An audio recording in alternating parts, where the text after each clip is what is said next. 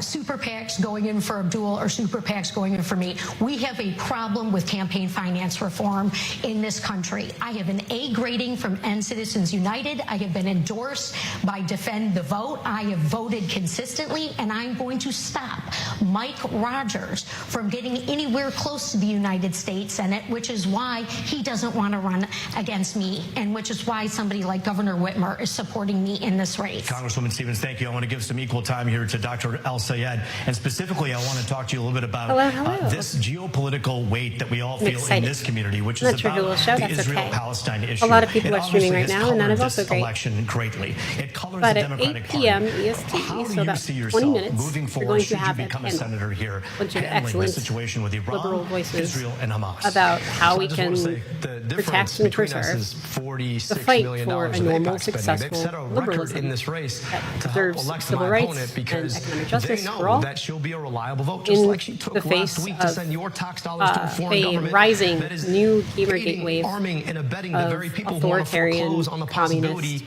of Palestinian self-determination. I've seen this shit before. Look, at the end of the day, my job is to take care of you we're not here. I want to be your U.S. Senator. I want your tax dollars spent in Michigan to provide schools in Michigan, to build health care in Michigan, to build roads in Michigan. And I think that money sent over there to kill kids and women is the worst use of our tax dollars. And yet, that's exactly what $46 million in spending will buy you. And I believe deeply that we have a responsibility to make sure that we don't make other people's problems worse. So I believe in equal rights to peace, dignity, and self-determination for Palestinians. Until then, this is the Michigan primary debate right now between Haley Stevens and Abdul El-Sayed. Ability to keep our money here, to invest here. That really is the difference. We're being outspent in this race 12-1. Chances are you're going to see an ad, probably 2 of them, on behalf of AIPAC for my opponent in the next commercial break. That's what that buys you, lying about a record around President Obama's endorsement or lying about me and my character. But that's exactly what happens when you stand up and say, maybe Palestinians should have rights too, and maybe we should. I don't like that, characterizing her as lying, which is not I'm going to true. give She's not lied about Congresswoman a chance to respond, as you made a couple of accusations there about calling her the record. truth lies and go against you is kind of problematic. It's some signs of red flags about Sayed's character. We need to ask This is unfortunate because I like his policies. What are the Republicans going to uncover in the general election that they will use against him? I am the only non-millionaire in this race. All right with you? I have been recognized as an effective Democratic lawmaker who, yes, governs in a clear, consistent way on complex challenges. I am beholden to the people of Michigan, the people who I hear from when I am in the grocery store line, people who've broken down in tears asking me how we can address this affordability crisis. And that is what I am doing. That is what I will do on day one. And I have the receipts to prove it. Dana Nessel agrees with me. Dr. El-Sayed, I do want to ask you a question about the tone and the tenor of this campaign. It is safe to say that everyone from Washington to Washington Township in Michigan are sick and tired of people pointing fingers, screaming, yelling, and insulting one another. We've seen a lot of that all across the country.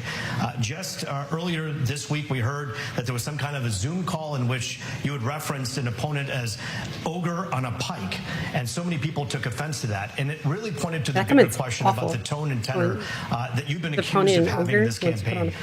Do you regret any of the comments that you've made, and do you think that this race could take a more productive and a more substantive tone if we kept those personal slams out? Look, I took to Twitter last week and said that the tone in which people talk about my opponent is unkind, and I asked anybody who supported me to not talk about her that way. In fact, when she got booed on the stage at the Michigan Democratic Party, he keeps speaking about his opponent that way, and that's the problem. And said that that was unkind. My supporters had nothing to do with it, but I don't think that that's the way we want to do politics. I was referring to a guy named John Fetterman, who's a senator from Pennsylvania, who has done terrible things, got elected on a set of values, and is now completely throwing those values in the mud. And I do think it's important for any senator in Michigan to have a relationship with folks just who called are everything that goes Senate. against him a lie, or said his followers have nothing to do with it, is a red flag to me. Like, he's not taking accountability. I think it's important for all of us to have an honest opinion about what we're going to do to make sure that our Senate looks like the people it represents. But when we talk about unkindness, I also also just I'm want to sorry. speak to the fact He has some red flags that I saw in Platinum as well. Another name for APAC, Like quick willingness to blame after attack overtaking accountability. my character. I'm the father of 2 daughters. I'm raising fan them to of be stronger than any taking man. accountability. My wife is a doctor. My mother was the first tenured professor of engineering at her university. I was raised by strong women. To say that somehow, because I wrote an op-ed 15 years ago about First Lady Michelle Obama, or I ran against Governor Whitmer, that somehow I'm disrespecting anybody is just inconsistent with the truth. So I really think it's important for my opponent to speak to why she thinks it's okay to spend $10 million of APAC money coming after my character. I'd love to understand that, because I went on Twitter. Coming after his character, but are the claims about his character true or not? That's what he doesn't engage with. At a point, when you just say APAC about everything, it feels very shallow to me. In American politics, is this something that like he has good policies on paper? He has really good policies on paper, but he's not making the argument about how that helps Michigan. He's just kind of attacked this big picture abstract idea was something else that was of Israel in and the Democrats the phone a call lot. that Abdul was mentioning. I don't know. I know a lot of people online are fully banking on Sayed sweeping because that's what we see a lot of online, but I've not seen a lot of him be in touch with the local Michigan community. And that's all Stevens is doing, which is why she doesn't have the winning online presence. So if it ends up with a Stevens win, I hope a lot of people understand it's not conspiracy, it's just she's actually talking to people in Michigan, and he's talking to people on Twitter. There's a very different value set there on both sides. Abdul's a great guy. He's a great father. Only he can account for saying that, Whitmer's bought and paid for, or that, no one cares about Debbie Stabenow, or that Mallory McMorrow isn't smart enough. That is certainly on him to respond to, which we certainly just did hear from on that. Can I Dr. I'll say it. You have a quick minute here. Look, I told you at the outset that my opponent was going to make this race about me and her. But this is about you. This is about whether or not you deserve a politics of the people, by the people, and for the people, or of the corporations, by the billionaires, and for the special interests. In an effort to talk about civility, I just took another attack. And I just want you to ask yourself, what is it that you deserve from your politics now? Do you deserve I agree with that. Yeah, authoritarian leftists are the definition of tankies. So it's not just a big government, small government thing. It's authoritarian thinking. How do we actually like fundamentally, like that axis, libertarian versus authoritarian. Focused on here in this debate and been focused on for this entire 15th-month campaign libertarian we've been running on. So the idea of we are all free and equal. Like what I consider fundamentally liberalism is egalitarianism, liberty, and consent. However, I do want to get to some audience questions. People are well fundamentally the same. And authoritarian behavior doesn't even need a government structure. It needs social. Like lots of bullies, lots of purity testing. Who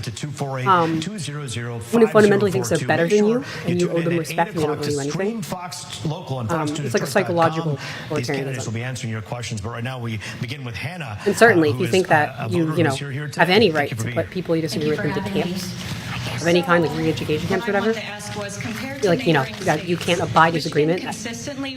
You're fundamentally more deserving than them. Like that's authoritarian thinking. And rate affordability.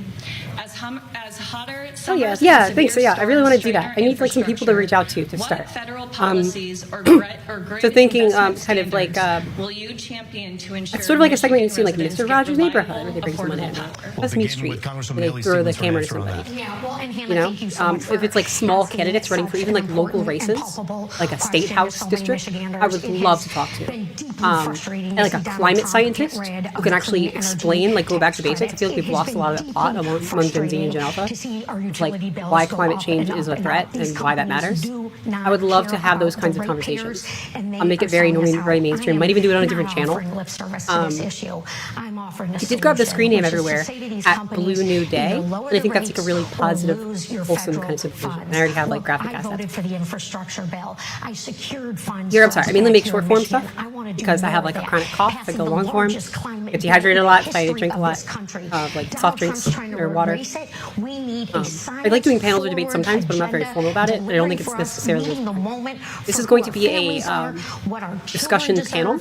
I think it'll be more useful than like a scream at each other We kind of have an debate answer from thing. Dr. El-Sayed as well. Hi. Anna, thank you so much for such So an yeah, important question. I think that'll be just want to interesting. speak directly to what's happening right now.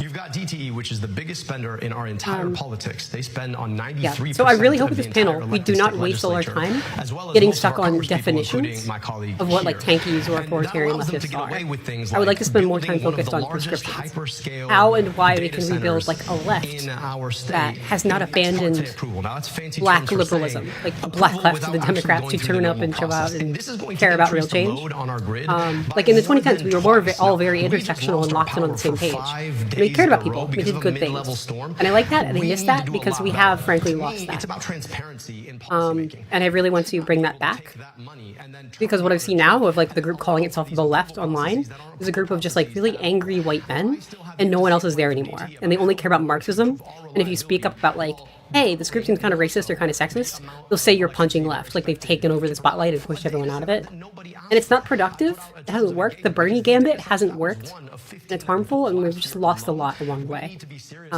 Feminism, racial diversity, like there's a lot of stuff that's gone away. Body positivity, environmental justice, which is sad. Even like the Sunrise Movement, which was an org founded to push climate activism, now just spends all of its time shouting about APAC and getting it literally like tattooed on their heads, and then attacking Democrats who are the let's do something about the environment party. Like it's, I don't know, there's some subversion that's been going on, and it's just a lot of bullying. And I saw this with 4chan too, in like the Gamergate days, they did the same thing where like, oh, it's just a meme.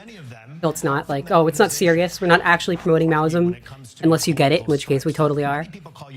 But it's like that kind of same toxic attitude, which sort of poisons the space, I see happening as well. Where do you stand on your politics? How would you describe your politics? I'm a doctor and a scientist. Hi, yeah. No, like, I am okay with some kind of socialism, right? Like, I might even identify in some senses as like a liberal socialist, like a sock dem. And it makes me upset when I see a lot of leftists who are just bullies and think they're like the Marxist years of revolution. They do not win elections. They don't do anything. They don't actually gain power. And also, what really bothers me, and this is very pretentious, they don't read theory. They don't know. They haven't even read Engels. And that bothers me so much. Yeah, I mean, so it's just like it's just a lot of toxic bullying. Like it's nothing, right? The only leftward trajectory that's worked in the United States has been done intersectionally, in lockstep with, frankly, the black community, like taking a feasible step forward. Because a lot of black voters like have to vote a little more moderate, a little more practically, bank on like feasible candidates who can win, and not freak people out. And there's like real material stakes. He's one who could really deliver policy, because like when you're struggling, you know, it is kind of life or death. It matters more. You can't afford to blow a key seat on someone who will use the seat as like a soapbox all the time and say a lot to the media and then not actually pass any bills. And I've had to rethink like my longstanding like of Bernie Sanders. Looking back, where I'm like, wait a minute, he's not actually achieved a lot, despite being in government a very, very, very long time. And that like breaks my heart. And some of his endorsements, he seems to be embracing like what I call the Bernie gambit. That's sort of like, let's just have a dirtbag kind of candidate who can connect to the working man. And it doesn't. I mean, end up just sacrificing a lot of social inclusion for no gains. And that bothers me. That feels wrong. I think we got it backwards. I think there's this, I don't know, I'm not sure there's actually been a need proven since like the 2016 cycle that we do in fact need to reinvent the wheel and be edgy about stuff. I don't think that's actually been substantiated. Hillary Clinton won the popular vote. Longtime mentor and dear friend, Congresswoman from Oakland County representing Detroit. But yeah, I think we could just seem normal to moderate voters and then not leave anyone behind. Not trans people, not immigrants, not black people, not women, not gay people, not Jewish people, not Palestinian people. We can do more together. But like, some things have kind of spun out of control a little bit. Politician I am Michigan's manufacturing geek, okay? I have visited hundreds of small to mid-sized manufacturing shop floors. Right, I think we're about ready to do the panel. So I'm going to close that out, and I'm going to switch over. 1 second. Here we go. Yeah, it's like, I mean, on the political compass, basically the whole lib-left quadrant, I'm okay with. I'm actually okay with anarchists who understand what anarchism is. I'm okay with, like, blue dog moderates who understand what liberalism is and understand what it's about. No, I'm not familiar with Project Cybersound. I don't know what that is. I'm gonna hop in the public live streaming channel.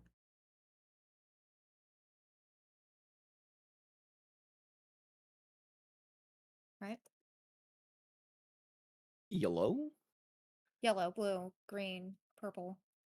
Howdy, howdy.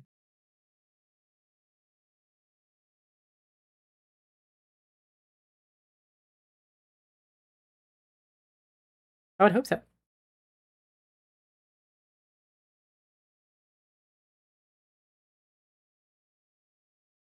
Sorry, 1 second. Please.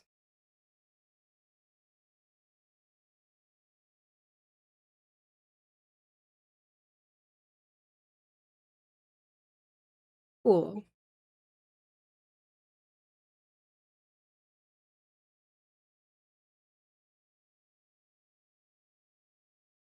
Dropped weird.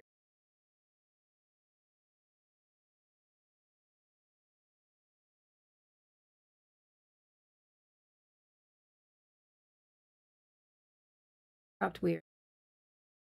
No. Gotta find out. To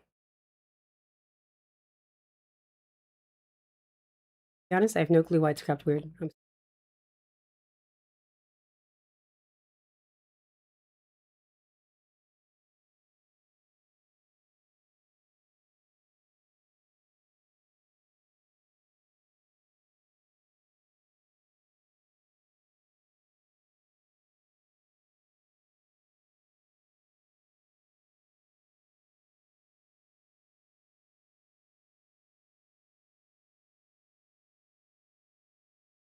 Hmm.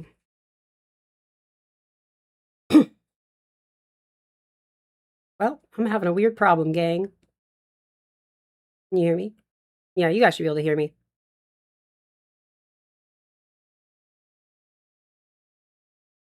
What I don't know is why it's cutting off some people. I'm sorry, I'm not very good at this.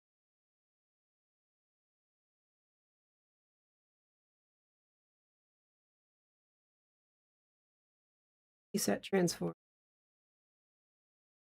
I'm gonna switch my window capture thing. I think I can fix this. Hang on. Sorry.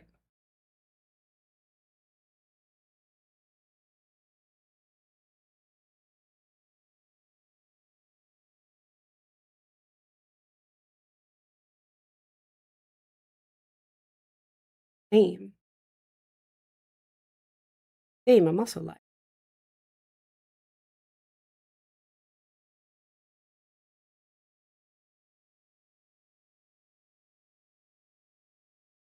Hi. I'm having a weird problem on my stream where this window is cropping weird.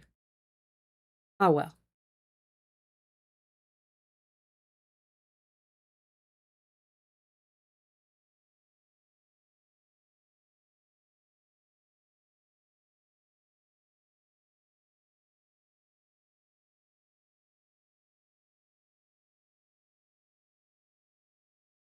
Hi, wonderful panelists. Sorry, you can tell I've been on a dropout bench. Quick housekeeping. Everyone can hear me fine. Audio fine. All good on my end? Fine on my end. Loud and clear. Yep. Awesome. And I believe everything should be good in Streamlabs on my end. So I think we can go ahead and get started. We are missing at least one person who should be joining us here shortly. So I will message him in a second. Or if someone else wants to, just so I can go ahead and get started. Actually, no, here, I'll ping him real quick. And we are starting.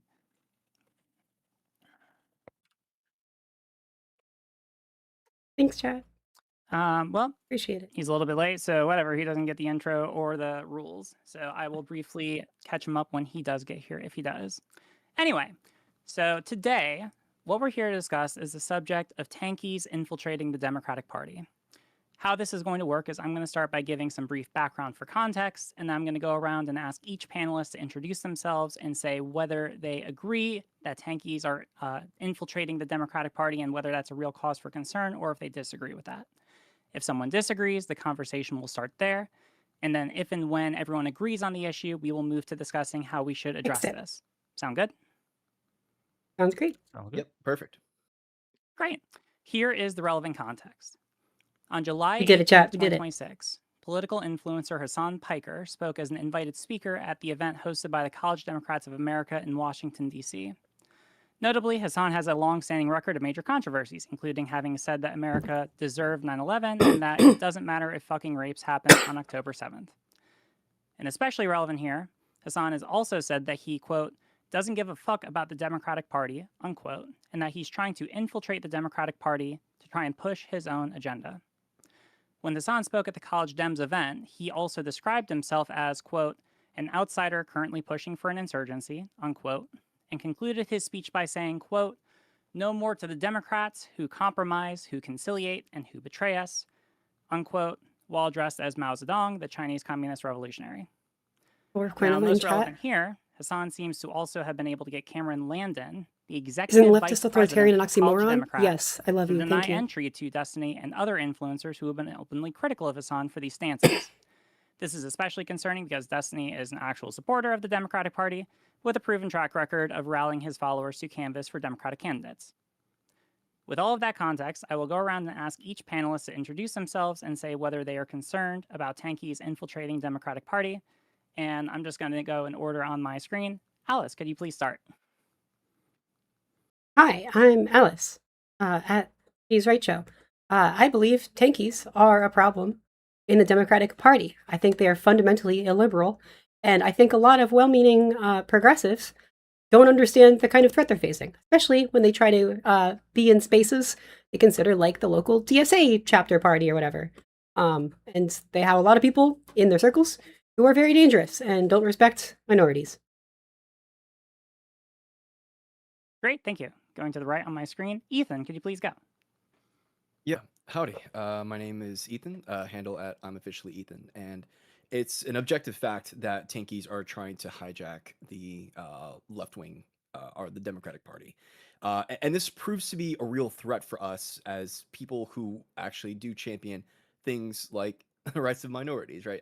People who want to actually progress society in ways that are beneficial towards like human well-being. And allowing, someone like Hassan to go in interviews with like a Mao outfit is literally on the same level of like, imagine like JD Vance or someone, I don't know, someone else going on an interview with like a Hitler mustache.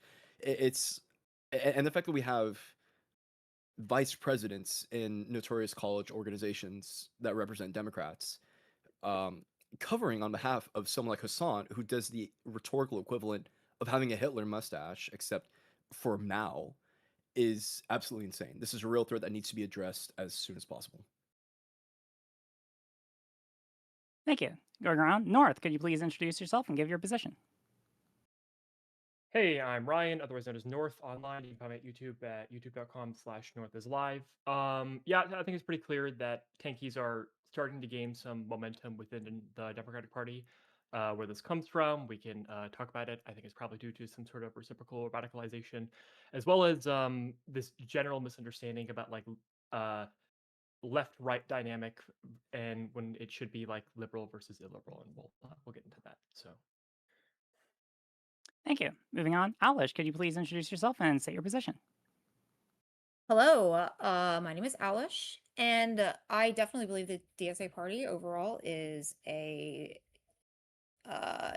problem for democracy.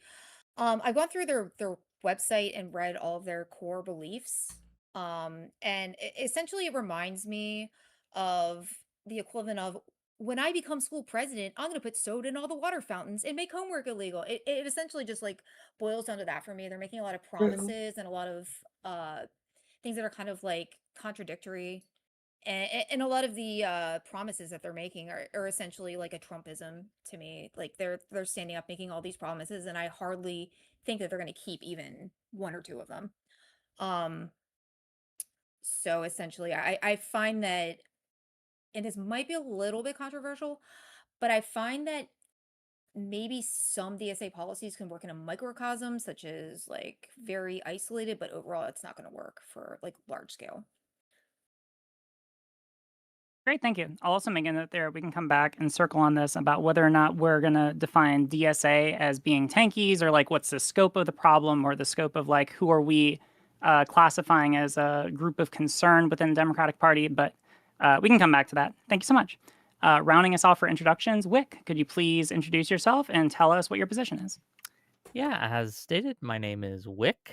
I'm at Wick TV on most platforms. Um, I think that for far too long, people have downplayed the threat that illiberalism um, and illiberal actors are to the Democratic Party. In order to defeat Trump, many people within the party have decided to open the doors and open to tent to arsonists, people whose stated goals are to either burn the party down or build something new in its ashes, or to fundamentally change the face of the Democratic Party so that it is no longer a liberal institution or a liberal group.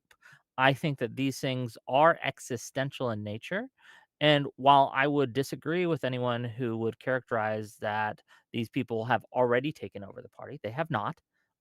This problem is still small. Um, Small problems can often become big ones if they are not treated and we do not take them seriously. Tonight, my goal will to be to convince people of the severity of the threat and also propose some solutions on how we can fix this threat. But I guess to answer the question, is taking infiltration a problem? Yes, it is, and we need to deal with it.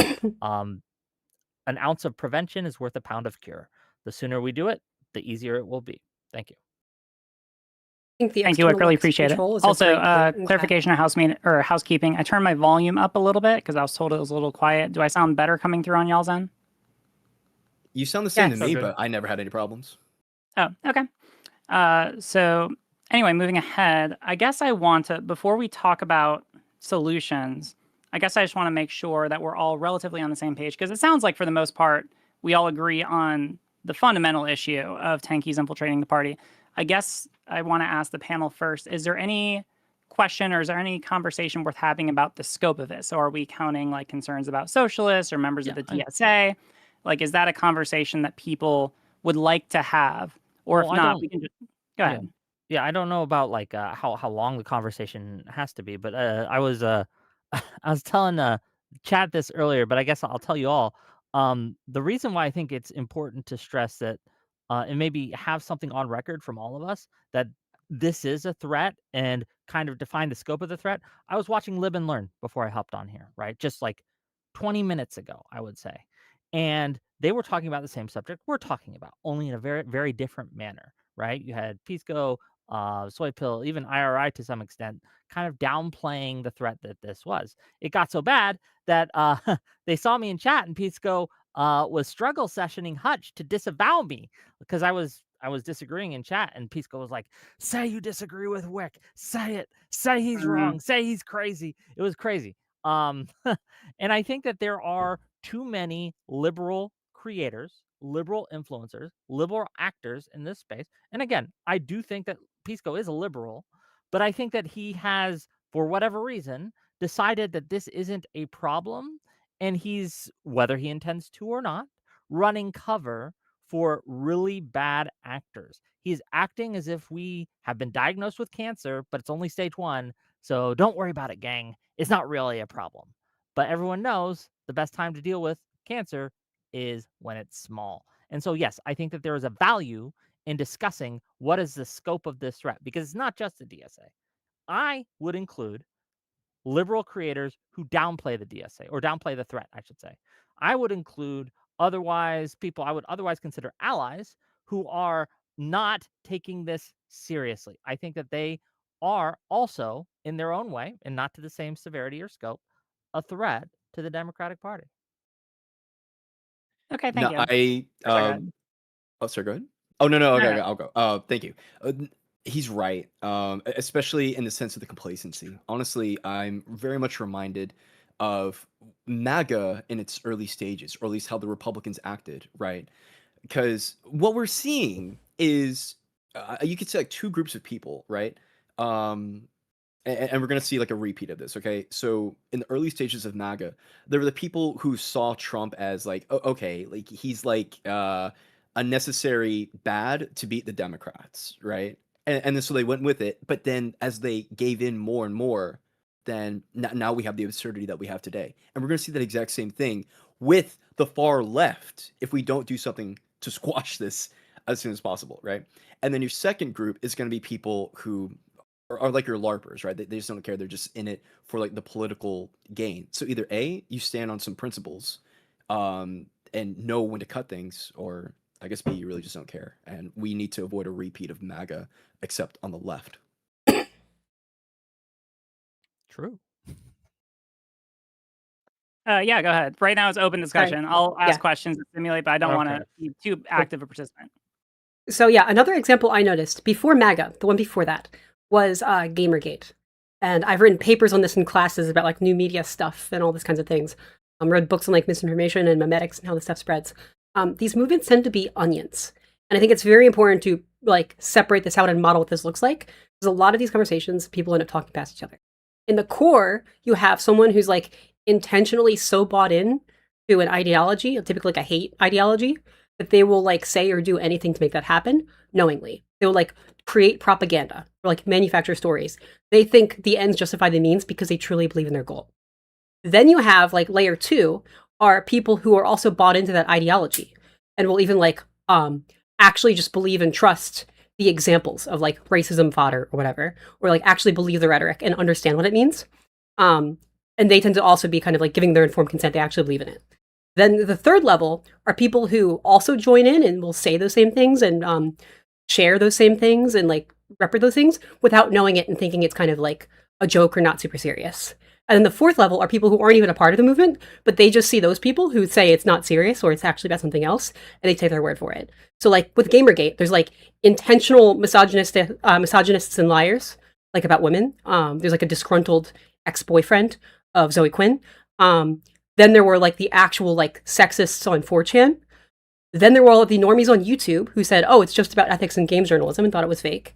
And there's a lot of normal people who didn't realize they were carrying water for all of that because they're like, what do you mean? Like, that's just, they just said it's about ethics and games journalism. That doesn't seem to be that serious. And so it's a macro structure for diffusing responsibility. And like no individual person is like actually evil, right? And then like they would say you're crazy, you point out like you're being misogynistic when like a lot of them are like, what do you mean? It's just jokes. It's not like super serious or whatever. But like at a big picture level, what is that machine they're feeding and what is it actually doing? And I'm really scared that's what we're seeing now with like Maoists and accelerationist communists at the core into kind of like good faith, kind of naive progressives who don't realize that it is serious and not a meme. Yeah. Yeah. No, I didn't mean to interrupt. Sorry, yeah. And then like, you know, that's now penetrating the mainstream. People are like, what do you mean? Like, oh, they're liberals too. They like it too. And don't realize like that kind of actual core harm. Yeah, I think it's important to kind of like and maybe in this discussion it might be important to kind of showcase what it is they are doing. Like because a lot of people won't understand the threat unless you spell it out, right? There are different it's multivariable, right? There are different people doing different things, but they all end up intentionally or not kind of working together to the same ends. And I think that one of the things that we're seeing is a lot of people who claim to want to help the Democratic Party or help us beat MAGA do not actually want that goal. And unless like Mike from PA famously said, I will continue to depress Democratic turnout until they bend the knee to the left, right? They are there to make it so bad, to make sure that MAGA wins so much that Democrats lose hope. Democrats think, well, we can't win doing what we're doing. We need to pass the torch to someone else. And again, the goal is for us to pass the torch to them so that they can have their shot. And they think that, oh, we'll once we get in there, of course people will vote for us because, you know, they just don't vote for us now because they don't understand. They haven't actually lived under our rules before. It's all been APAC and the DNC establishment, blah, blah, blah, blah. And so these people are actively hurting us on purpose, intentionally. Look at the Fox News interview that happened with the DSA. What was it? A vice president? President? I forget what position she had. It was high up in the organization. That was a friendly interview. Do you guys understand that, right? They were on this. It was the same team interview. The interview lady, what's her name? I'm sorry. I'm horrible with names. She was basically not contesting anything and saying, "Oh, you believe this?" And the DSA person was like, "Yes, of course we believe that." "Oh, you believe in abolishing the police?" "Yes, of course we believe in abolishing the police." And some of the most like dog shit policy positions you could possibly have that are severely unpopular with the American people. And again, this is going to be tied to the Democratic Party. They will point to Mamdani, they will point to Chevrolet, they will point to um, other DSA candidates, Valdez, I believe. They will point to AOC. They will point to other people who may or may not share these same positions. Like AOC, I don't think shares some of these positions, right? And they will tie it to us. They will hang it around our neck like a millstone, and it will drag us down. And that is a purposeful, intentional strategy. They are our enemies. I don't know how. I know. Look, I'm rambling, but no, it's just true. It's just correct. Yeah. Yeah. Let me add something to that. One of the things that a lot of liberals or people that are more inclined on the left, I've seen them fall into, is this idea that oh, we can't be punching left right now because MAGA is like this ultimate evil, and it is a very hard talking point to refute because MAGA is currently in power. They are the ones um, who are currently weaponizing our government against us and killing Americans on the streets right now.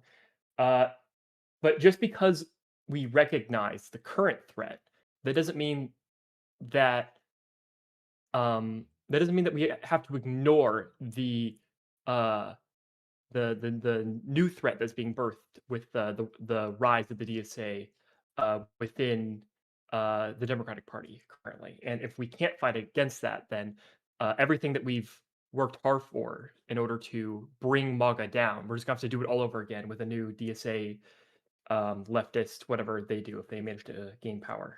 So. On that point, actually, let me follow up.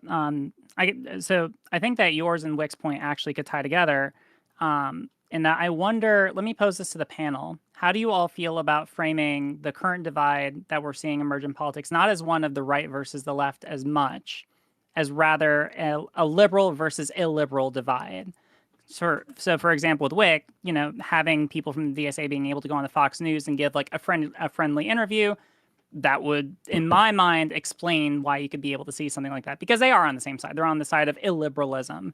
And then North, to you saying like, well, there's a concern about punching left. Well, really, the concern is not about punching left. It's about punching the illiberals. It's about trying to defeat illiberalism. But that's just my opinion. What are the thoughts of the panel about that framing?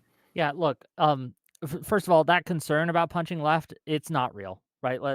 That's True. what they say. They don't actually mean it because they'll punch left all day. They'll punch Democrats all day, the establishment all day. They will, Chuck Schumer, Hakeem Jeffries, Jim Clyburn, they will punch the shit out of those people, right? That are on the left. They do not care. The rule is don't punch them, right? They can punch whoever they like, but don't punch them. But to your question, yes, illiberal versus liberal is the correct dividing line here.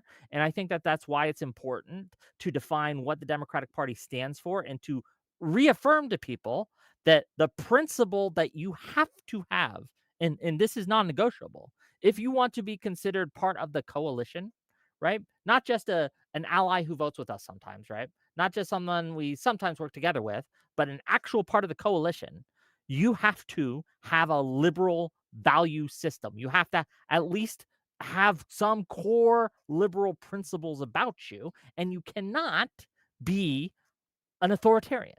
Those are the two, I think, what I would consider the one thing that is you have to have and one thing that you cannot have. And so, yes, liberal and liberal is a correct dividing line. And in order to stress that, the Democrats need to make it very clear that we do not accept illiberals into our midst. You can vote for our candidate, sure, we'll let you, but you don't get to steer this ship. You don't get to be in positions of influence or power. You don't get to be a staffer, even in my in to our politicians. And I want to, and the politicians should do that. They should require all their staffers, because a lot of people talk about the donors and how the donor class is messing us up and how PACs and super PACs and money in politics is a problem. And fair enough. But one problem that we don't talk about is the staffer class. The staffer class holds huge immense, unelected, and unaccountable power in our political system and in our parties.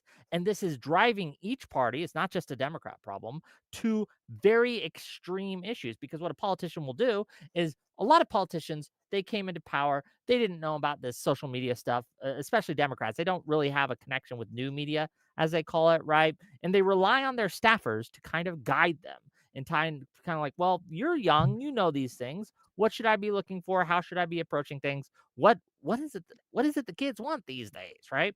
And these staffers are driving them towards people like Hassan Piker. It's a problem. That's kind of like what I was bringing up earlier. When I was saying that like they're making these unbelievable promises that they're definitely not going to be able to fulfill.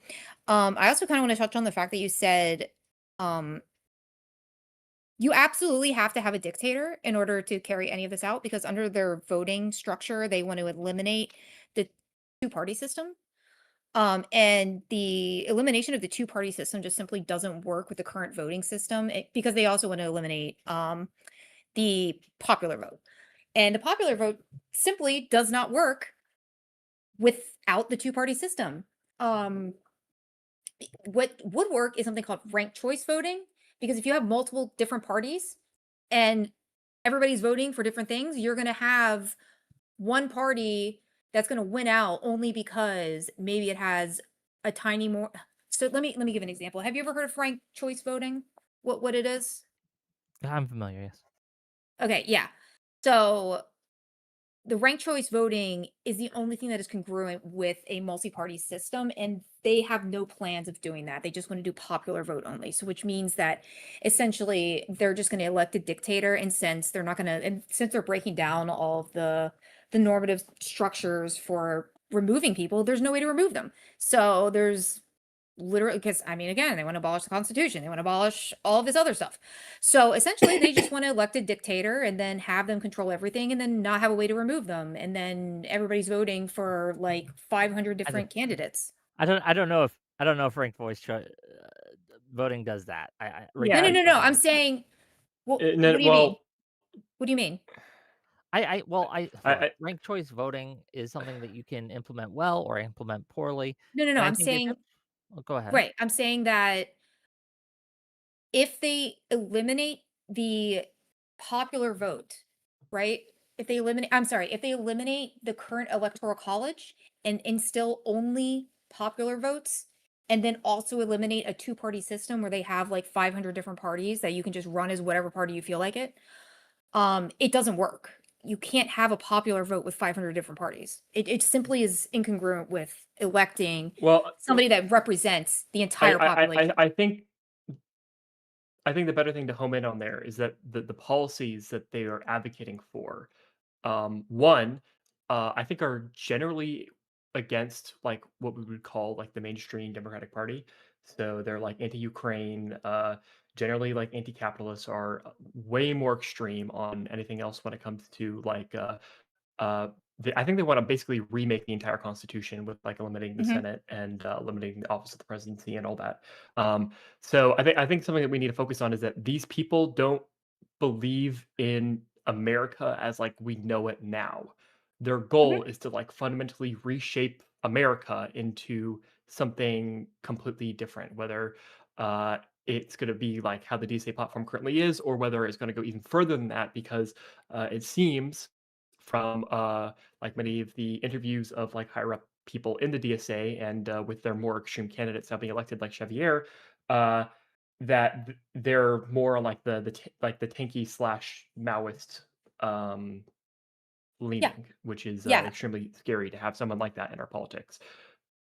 Has anybody actually enumerated what the enumerated? Is that the right word? Anyway, has anybody enumerated what actually the DSA proposes for their party? Have you been to their website, the Yeah, program that I they looked put at it out earlier. a recently kind of a platform that you could yeah. everyone can go through. And like I said, they were interviewed on Fox News the other day, and they were asked very Mhm. simple questions: do you support abolishing the Senate? Yes. Do you support abolishing police? Yes. Do you support abolishing borders? Yes. Right. And all this list of what I would consider very illiberal list of things that Yeah.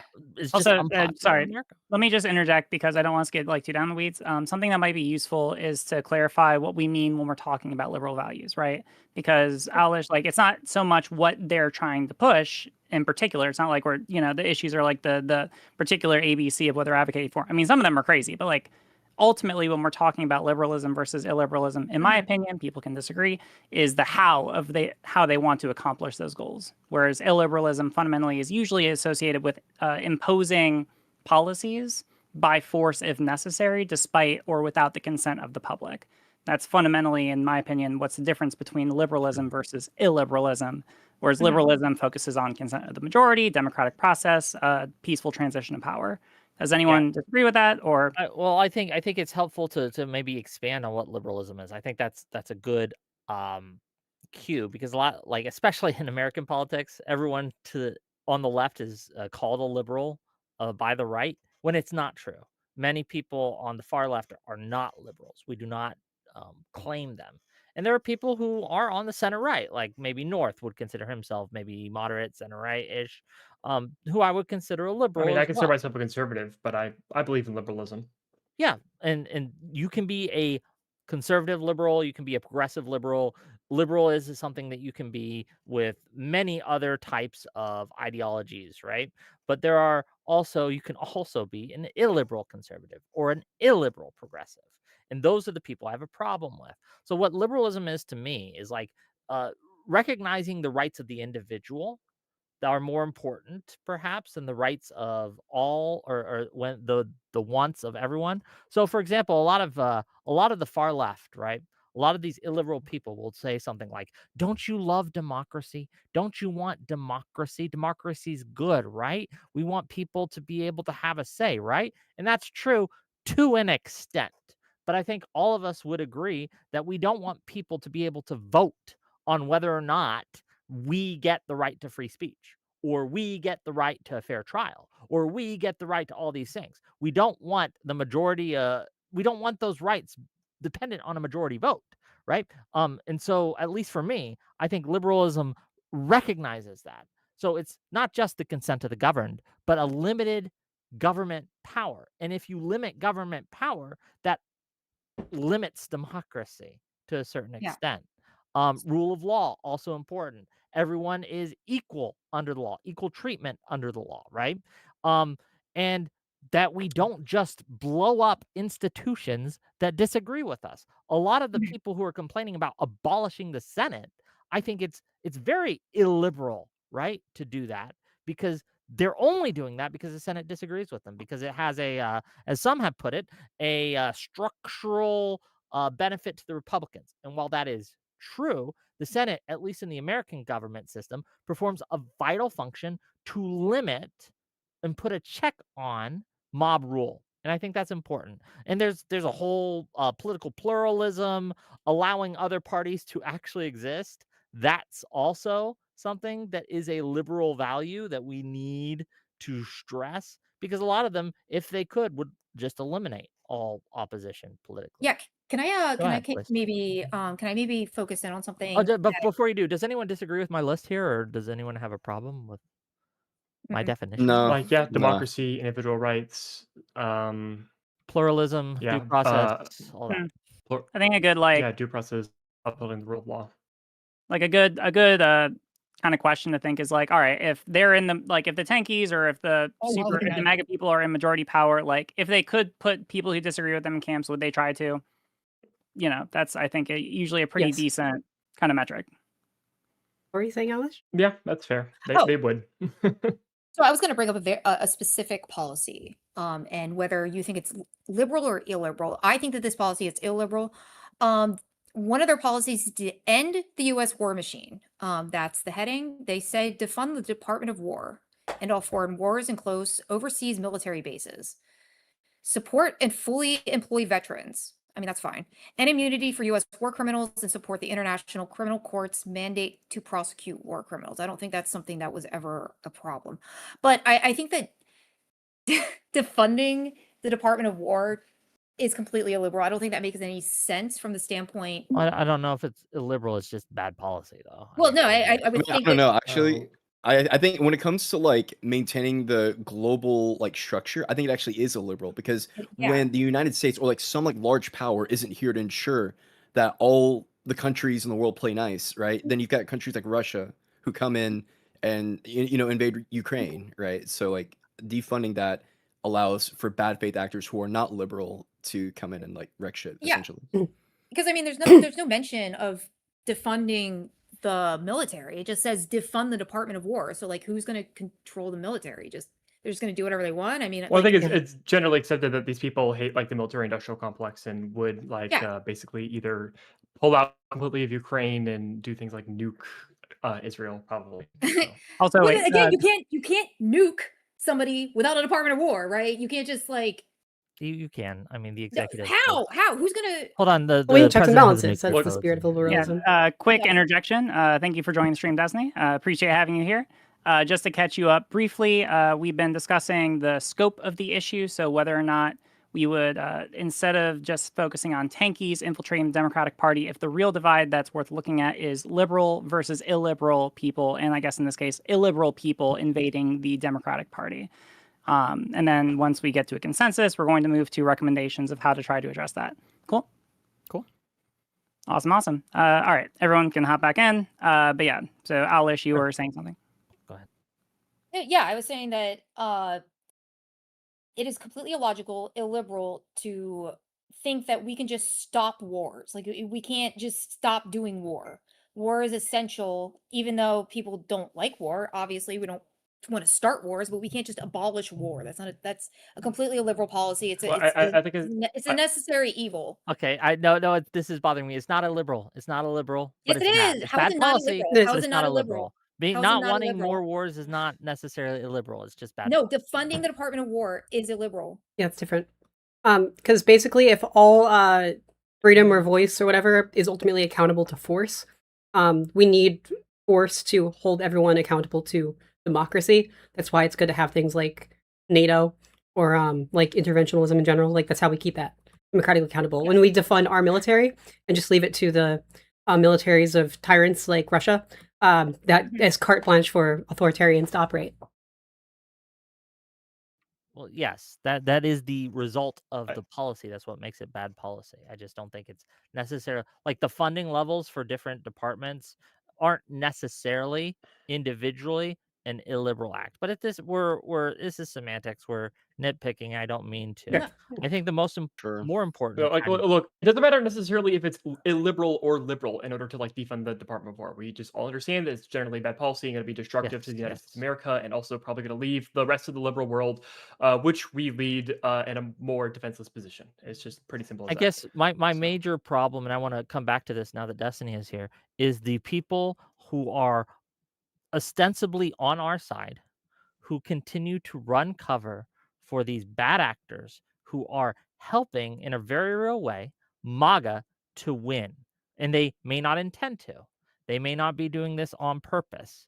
But going on to Fox News and having an interview, a very friendly interview with the host, and then putting out some of the most unpopular policy positions and saying, yes, these are the things we're running on. And then at the same time, you have your other operatives, right? Influencers such as Crystal Ball, such as Kyle Kalinske and others with a chorus of Democrats bad, establishment bad, the Democrats can't win, the Democrats can't do anything. You need to give us the mantle. You need to give us the power so that we can run the party. This is going to end up in, unfortunately, a lance.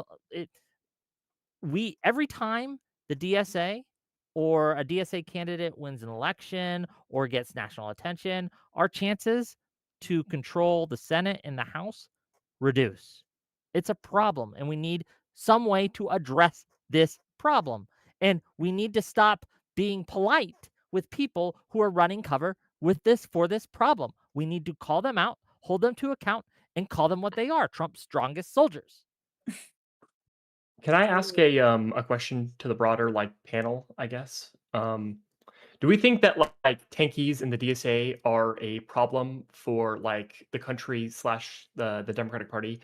because that they will decrease the chances that Democratic candidates will win, or do we think that they're a problem because like the policies that they promote are going to be like destructive to the nation if they do win?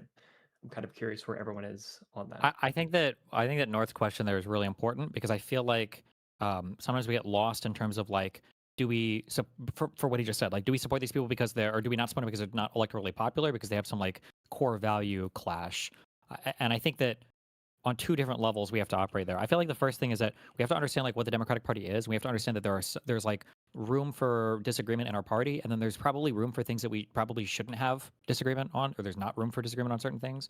Like the idea that like black people and women should be able to vote, right? In every party in the US right now, right? That this should be like, this is a non-negotiable. We wouldn't accept those people in our party.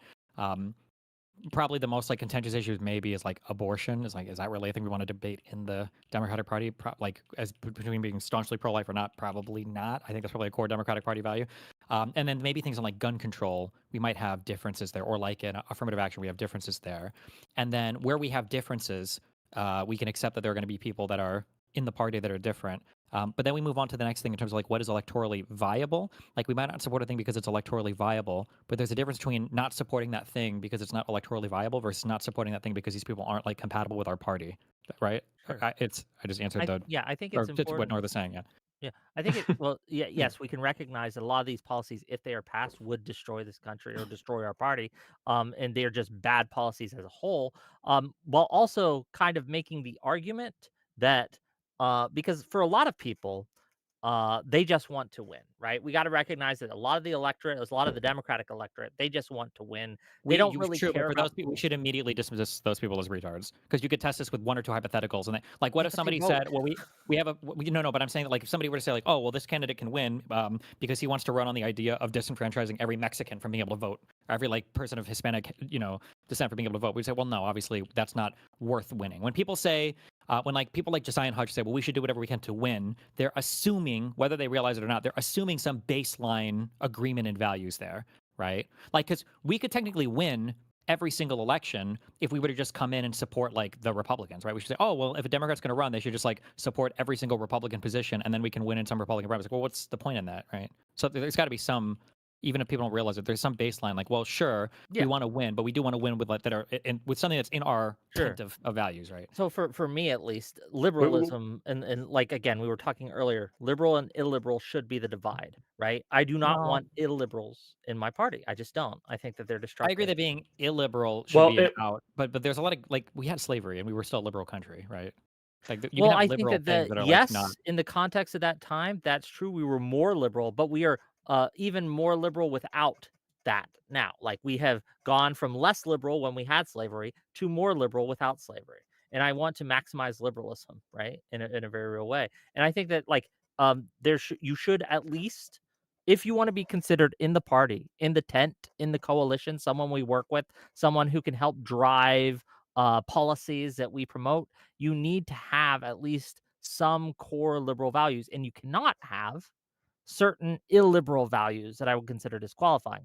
I don't disagree. Yeah. I'm just saying that like ideally, like both parties should be liberal parties in the United States in a liberal democracy. Both of us, the Republicans and the Democrats. So that but they're not right now, unfortunately. Like ideally, yes, but they're not. So hold on. Moderate Republicans are. So I was talking with I was talking with Pisco about this last night on that X stream. And one of the things that he brought up, which is important, is like whether we think that these DSA people are going to be more or less, I guess, illiberal versus MAGA. So it was like, are we, if we have like a standard MAGA Republican running versus a DSA type, do we think that in a lesser two of evil vote, should we be supporting this DSA person at least just to win the election? Or is it worth it to just like either abstain or even maybe support the MAGA Republican, depending on whoever that person might be?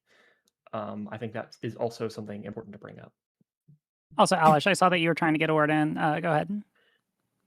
Well, if we're moving the topic to Pisco, I want to bring up two things that he said today. I'm going to quote something that he said earlier today on stream.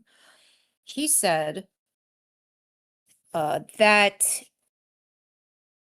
sorry.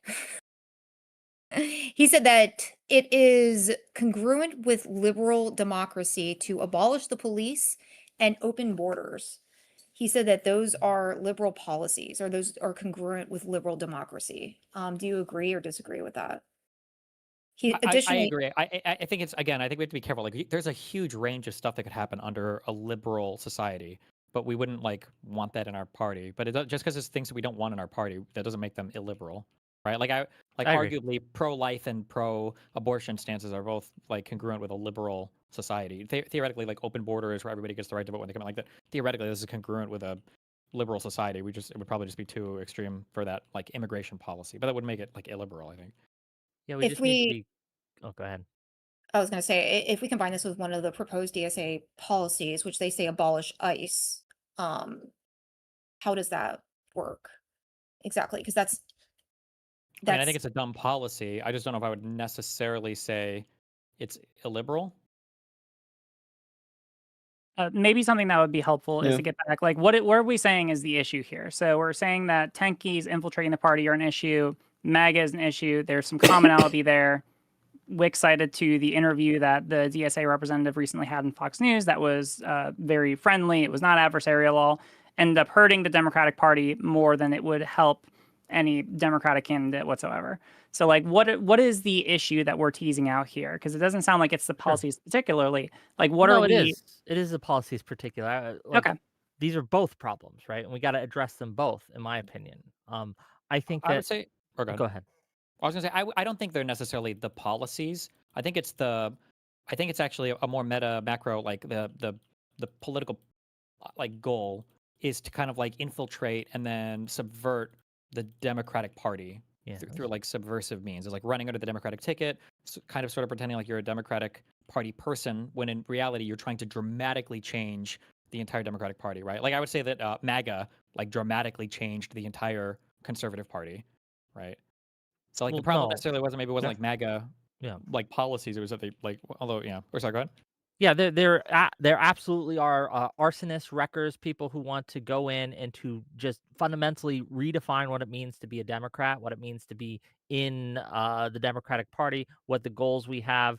To Riley's kind of point here of like what is the fear of what happens. So say we let okay, MAGA is really bad. We need to beat them. We let the DSA types in. We let them have positions of influence and power. What's the worst that could happen? Type of deal. It would still be better than if MAGA winning, right? I don't know if that's the case, honestly. And in fact, I wonder if in certain cases it might be worse. And maybe this is a hot take, but if we have no real liberal party left in America, that I think is worse than having a liberal party that loses sometimes to an illiberal party. And I worry that in our zeal, or certain people's zeal, to beat MAGA, that we are going to let people in who are going to hollow us out, who are going to turn us into illiberals. And that is a problem for me. Like, the idea that we should, if the courts rule against us, we just got to get rid of them. If the Senate opposes us, we just got to get rid of it. If any institution stands in our way, we just tear it down. I find that to be self-destructive, authoritarian, and we even got El Said, right now, who's running in Michigan, who is playing with electoral denialism, trying to do this thing where, like, well, if I lose, it's because the election was stolen from me by AIPAC and those outside forces. I think that is damaging to the fabric of our society in a way that's going to it's just going to destroy us. I don't know. So it's like a MAGA play. So it's MAGA playbook, in other words. It's just the MAGA playbook, except I mean, it's literally what they're doing, except the MAGA playbook was playing off of people's fear. What are they playing off of? Because that's how MAGA kind of got where they are now, is they created they created a fear, somebody to be afraid of. They fear mongered and they made people vote because this thing is going to happen. They're going to turn your kids trans. They're going to turn your kids gay. They're going to, I don't know, put Satan in your school or whatever. So that's how they made them vote. And then they basically just lied about their policies and then kind of took over the party that way. How is the DSA going to do that fear mongering in order to gain there? We have this like data on this. Their target audience, people who are high education, low income. I'm looking to offset that like economic insecurity, some other. So they've targeted a sense of kind of the elite, and are playing into a reskinned version of the JQ conspiracy theory from 4chan when they're alluding to like a Jewish control of the world through manipulating black people to defang the white left as one candidate. Okay, so they're basically So like Jews bad. Okay. I think we're all pretty much in agreement here that like the DSA is like a general threat to I guess you would say the Democratic Party if they were ever to gain power and the nation as a whole if they were to be able to implement their policies. But they are still, I guess, I think they're running under like the banner of the Democratic Party, and they are running, assuming that they win a primary, they are running against like MAGA candidates. Yeah, in Assuming that they order. do they? win primaries, how Sorry, should Wait, real quick. well like Are they? Chevalier won. Because this is a. I think Is it really though? Is that a Ch- competitive race? it was not a competitive race. It's more so like how 'Cause- should the general question I'm going to ask is if you have sort of like these DSA types, and if they were managed to win primaries, um, should we just ignore them, or should we just like support them insofar as that they win the election, For or sure. like how should we I as can like answer this. content creators address these people? I think this is a very important Oh, question as content creators or as to a ask. party? Yeah. Or well, I guess what we advocate for as content creators, how Sure. people should like So react to these Chevalier people. or Chevalier, I don't know how to say her name. Um, Chevalier? Chev Chevalier? Chevalier, whatever. She's We know who I'm French. talking about. She got elected. She goes to the House, but we don't seat her in any committees. I don't think we should. I don't think she's earned that. I don't think we should associate ourselves with what she stands for, even though the voters elected her.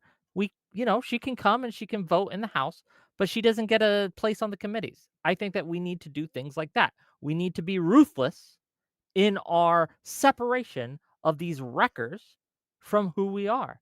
Don't seat her in a committee. Do not do it. Do not work with her.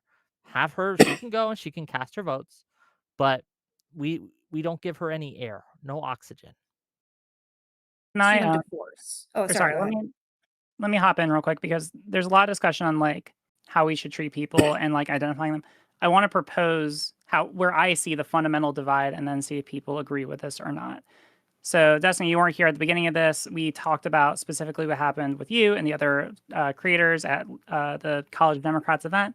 To me, what seems to be the fundamental concern really is with tankies and illiberal leftists infiltrating the Democratic Party. Comparatively, if we're in power, if liberals are in power, we give other people the opportunity to speak and advocate for policies, even if they're extreme. I may disagree with you. I may not think that you are fundamentally advocating for something that's viable, but I will let you have a voice. Whereas my concern is if you allow these people into power, such as Hassan at that event, then they will exclude voices that they disagree with from those kinds of events and from having a voice in those kinds of venues. That's my concern, is that they will take those kinds of opportunities and use them to exclude us from what we try to make into a fair process. How do other people feel about that as a framing? Yeah, I mean, this is definitely a thing they would do. They would also they would sabotage Democrats any chance they get. I really don't think people, because we take for granted so much of like a functioning country and a functioning political system. I really do think people take for granted trying to work with somebody who doesn't want to work with you. And like this idea of like we should extend to them this charity and do whatever. Like I was kind of almost cringing at like that we shouldn't seat them on any committees or whatever. But if they had a choice, they wouldn't. Like Exactly. these people will seek to exclude you from every single part of life possible because that's just how that's how their brand of politics works, right? Keep in mind that one of the issues with extremist politics is you leave absolutely no room for negotiation. Have you heard the the discussion between me and Hutch and Josiah and Pisco last night? Like part of the issue is like, how do you work with these people in a way that isn't like excluding them and then all of the hand wringing that comes from that, but there's no reciprocation of that on the other side. Like they will never ever ever work with us in the way that people on our side say we should work with them, which means that it can only ever slide in one direction. And it's like, well, I mean, that there's no moderating force ever in our party, it feels, on anything to the left. I don't like, nobody can ever say like that's too far left for me. Well, it's they're working, whether intentionally or not. people like Pisco, I'll just call him out, right? Pisco, and to a lesser extent, Josiah, even though I like both of these creators on a personal level, and I agree with some of the things that some of the things they say, I think that their willingness to simply run cover for these bad actors and say, well, we got to let them in. We got to listen to them. They're not as bad as MAGA is going to be if the Democratic Party is taken over, that's what it's going to be. And you have to treat these people like they are, like what they are. They are our enemy. They have stated they want to reshape or destroy the Democratic Party. Why let them in? Again, we can't stop them from getting elected. That's a liberal value, the consent of the governed. They were elected to represent their position, their state, or their congressional district. So I'm not for taking away their seat or anything like that, anything liberal like that. But we sure as hell don't have to work with them, and we shouldn't, because again, as you said, they won't work with us. I mean, the way to deal with this systemically is what happened to Graham Plattner, where he spent the entire time campaigning, bashing the Democratic Party, and then he ran out of money, and then was at the point where he basically have to grovel on his knees and apologize and walk some of that back. Like, I don't think we're entitled, like they're entitled to support, of a party that they insist on destroying. Do you think that any of this is just denialism on the part of Pisco and Josiah, for example? I don't. What do you mean? For Josiah, definitely not. For Pisco, I'm pretty sure not. I think one of the big issues is I feel like liberals in general just don't see, or at least some people just don't see like a macro economic gain. Like everything is a macroeconomic. I'm sorry, a macro political game. Everything is being evaluated on like this short term basis. So like I've got like a hate thread on me in my subreddit right now, and because Josiah and Pisco were trying to force this question on me of like, would you vote for AOC over JD Vance? And it's like if that election was literally held right now, today, like right now, and we had to vote, like it's AOC 1,000,000,000%. Like it's not even close, obviously. But the issue is like, are we talking about a world where AOC has been empowering like communists in my political party, and now she has managed to run a political program that's gotten her to the steps of the presidency? We're just now one election away, and it's like, well, would you support her or would you support JD Vance? Like, Jesus, that's a really fucking difficult question. Like, I don't want to live in a communist country. I can't, it sounds so goofy that I'm even saying this, but like, communism sucks, and I don't like. It's like it really is. Maybe not quite as retarded as like all the conservative propaganda was, but it really is like not good. It's not a thing that I have any desire to be a part of, and I can't believe I even have to fucking say that. But like, it has to be like these people have a subversive political program. They've been trying to run this subversive political program, and they're starting to have a little bit of success, especially now that they've got a foothold in the New York City mayoral seat. Or that office. So it's like to just infinitely make these like deals with the devil. I call them, you're just like saying, okay, we'll work with them in the short term. I think even Pisco's like, well, come on, it's not like they're gonna get more popular next election cycle. I was like, well, what if they do? I think they if are. They do, what do you mean they are? Yeah, and they're gonna they still make the literally same are. excuses. Like right now, you're saying, well, if you had to vote for AOC over JD Vance, who would you vote for? And it's like, well, probably AOC. It's like, but what if you ask that same question 2 years from now and they've got 20 seats? Or what about 6 years from now and they've got 50 seats or 100 seats? Like, also, at what point does it stop? Like, it's a false question. It's a false question. Yeah, I was about to say, why are we even granting that? Why are we even granting that question? Just real quick. It's a false question. They set up these things. Well, which would you vote for, AOC or Vance? Obviously AOC, but that's not the question that's being posed to us. The questions being posed to us is, who do we want to be our representative or representatives to face Vance or to face these post-liberal actors, bad actors on the MAGA side? And I think that that's an important distinction, because yes, harm reduction strategies are important, and we should choose the lesser evil when it comes to two bad choices. The false kind of setup is assuming that those are our only options. And that's what they smuggle in with hypotheticals like that, with questions like that. No, I don't want to vote for AOC. I don't mind her. She's probably the least bad of that whole crew, and she's growing on me to some extent. But if I'm going to choose someone I think will represent my values and the values of my party, and I think actually win in a sustainable level, so not just one election cycle and then we switch right back, but win consistently, Ossoff, Shapiro, Bashir, right? There's a whole list, even Pete Buttigieg, right? There's a whole list of, I would consider, fundamentally liberal actors who, again, I don't agree with all the policies of these people. And I'm sure I would disagree on some positions that they have. But overall, these people are Democrats, and we want Democrats being the face of the Democratic Party. I don't know why that's crazy to say. I mean, it might help to briefly philosophically define what the difference in goals are.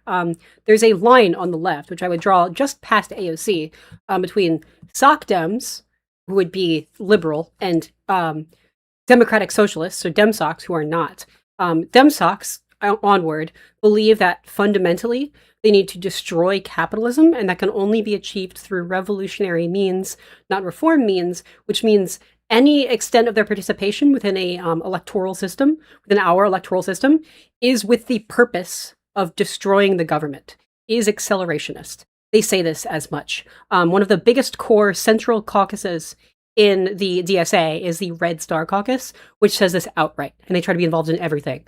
That is fundamentally their purpose. Like, they're not trying to work with you. And their biggest threat will always be any candidate they see as feasible, who could win, who could in fact make life better for the average American without the need for a communist revolution. That would prove that they are irrelevant, that their authoritarianism is not needed, and to fix the world without them, to fix the world under capitalism, is like the antithesis of their actual goal. So, like, that is the broader goal to look for. Are trying to make life better, or trying to overthrow capitalism, in which case they will consent to any enshittification by Republicans or themselves. So now that we've got, like, I guess, like, this, like, really strong understanding that, like, you know, DSA is obviously pushing for things that are going to be counter to everyone's well-being. I really want to ask, like, the prescriptive. We talked a little bit about this relating to what do we do as, like, content creators. And as a content creator, I feel like our job is to try to push society in a direction that obviously is in alignment with our goals. I can't remember who was talking about earlier. I touched on this earlier too, but the whole thing about, like, when we compromise ourselves to work with these, like, very objectively evil people, like how MAGA did with Trump, right? Or the Republicans did with Trump, right? We saw where that got them when they compromised themselves. And we need to have litmus tests as content creators, right? For people who are not willing to actually stand against, like, representatives in, like, the DSA, right? So I genuinely don't know the answer to this, but, like, for someone like Hassan, like, I don't know, like, how openly I guess, like, people like Pisco or Hutch, like, straight up disavow Hassan and, like, say, like, he's, like, really, like an awful influence. Are they, like, really open about that? I have no idea their position, for example. Kind of. I think they think that it's bad, but they just don't ever want to deal with it or talk about it, I guess. That's why I Okay, keep yeah, saying right, denialism. That's why I keep saying yeah, yeah. denialism. I spoke to Okay, I spoke to okay, yeah, yeah. Josiah. Oh, yeah, I spoke Oh, to no, sorry. Go yeah, ahead. I spoke to Josiah on Twitter, right? So it's not a private conversation; it was a public one.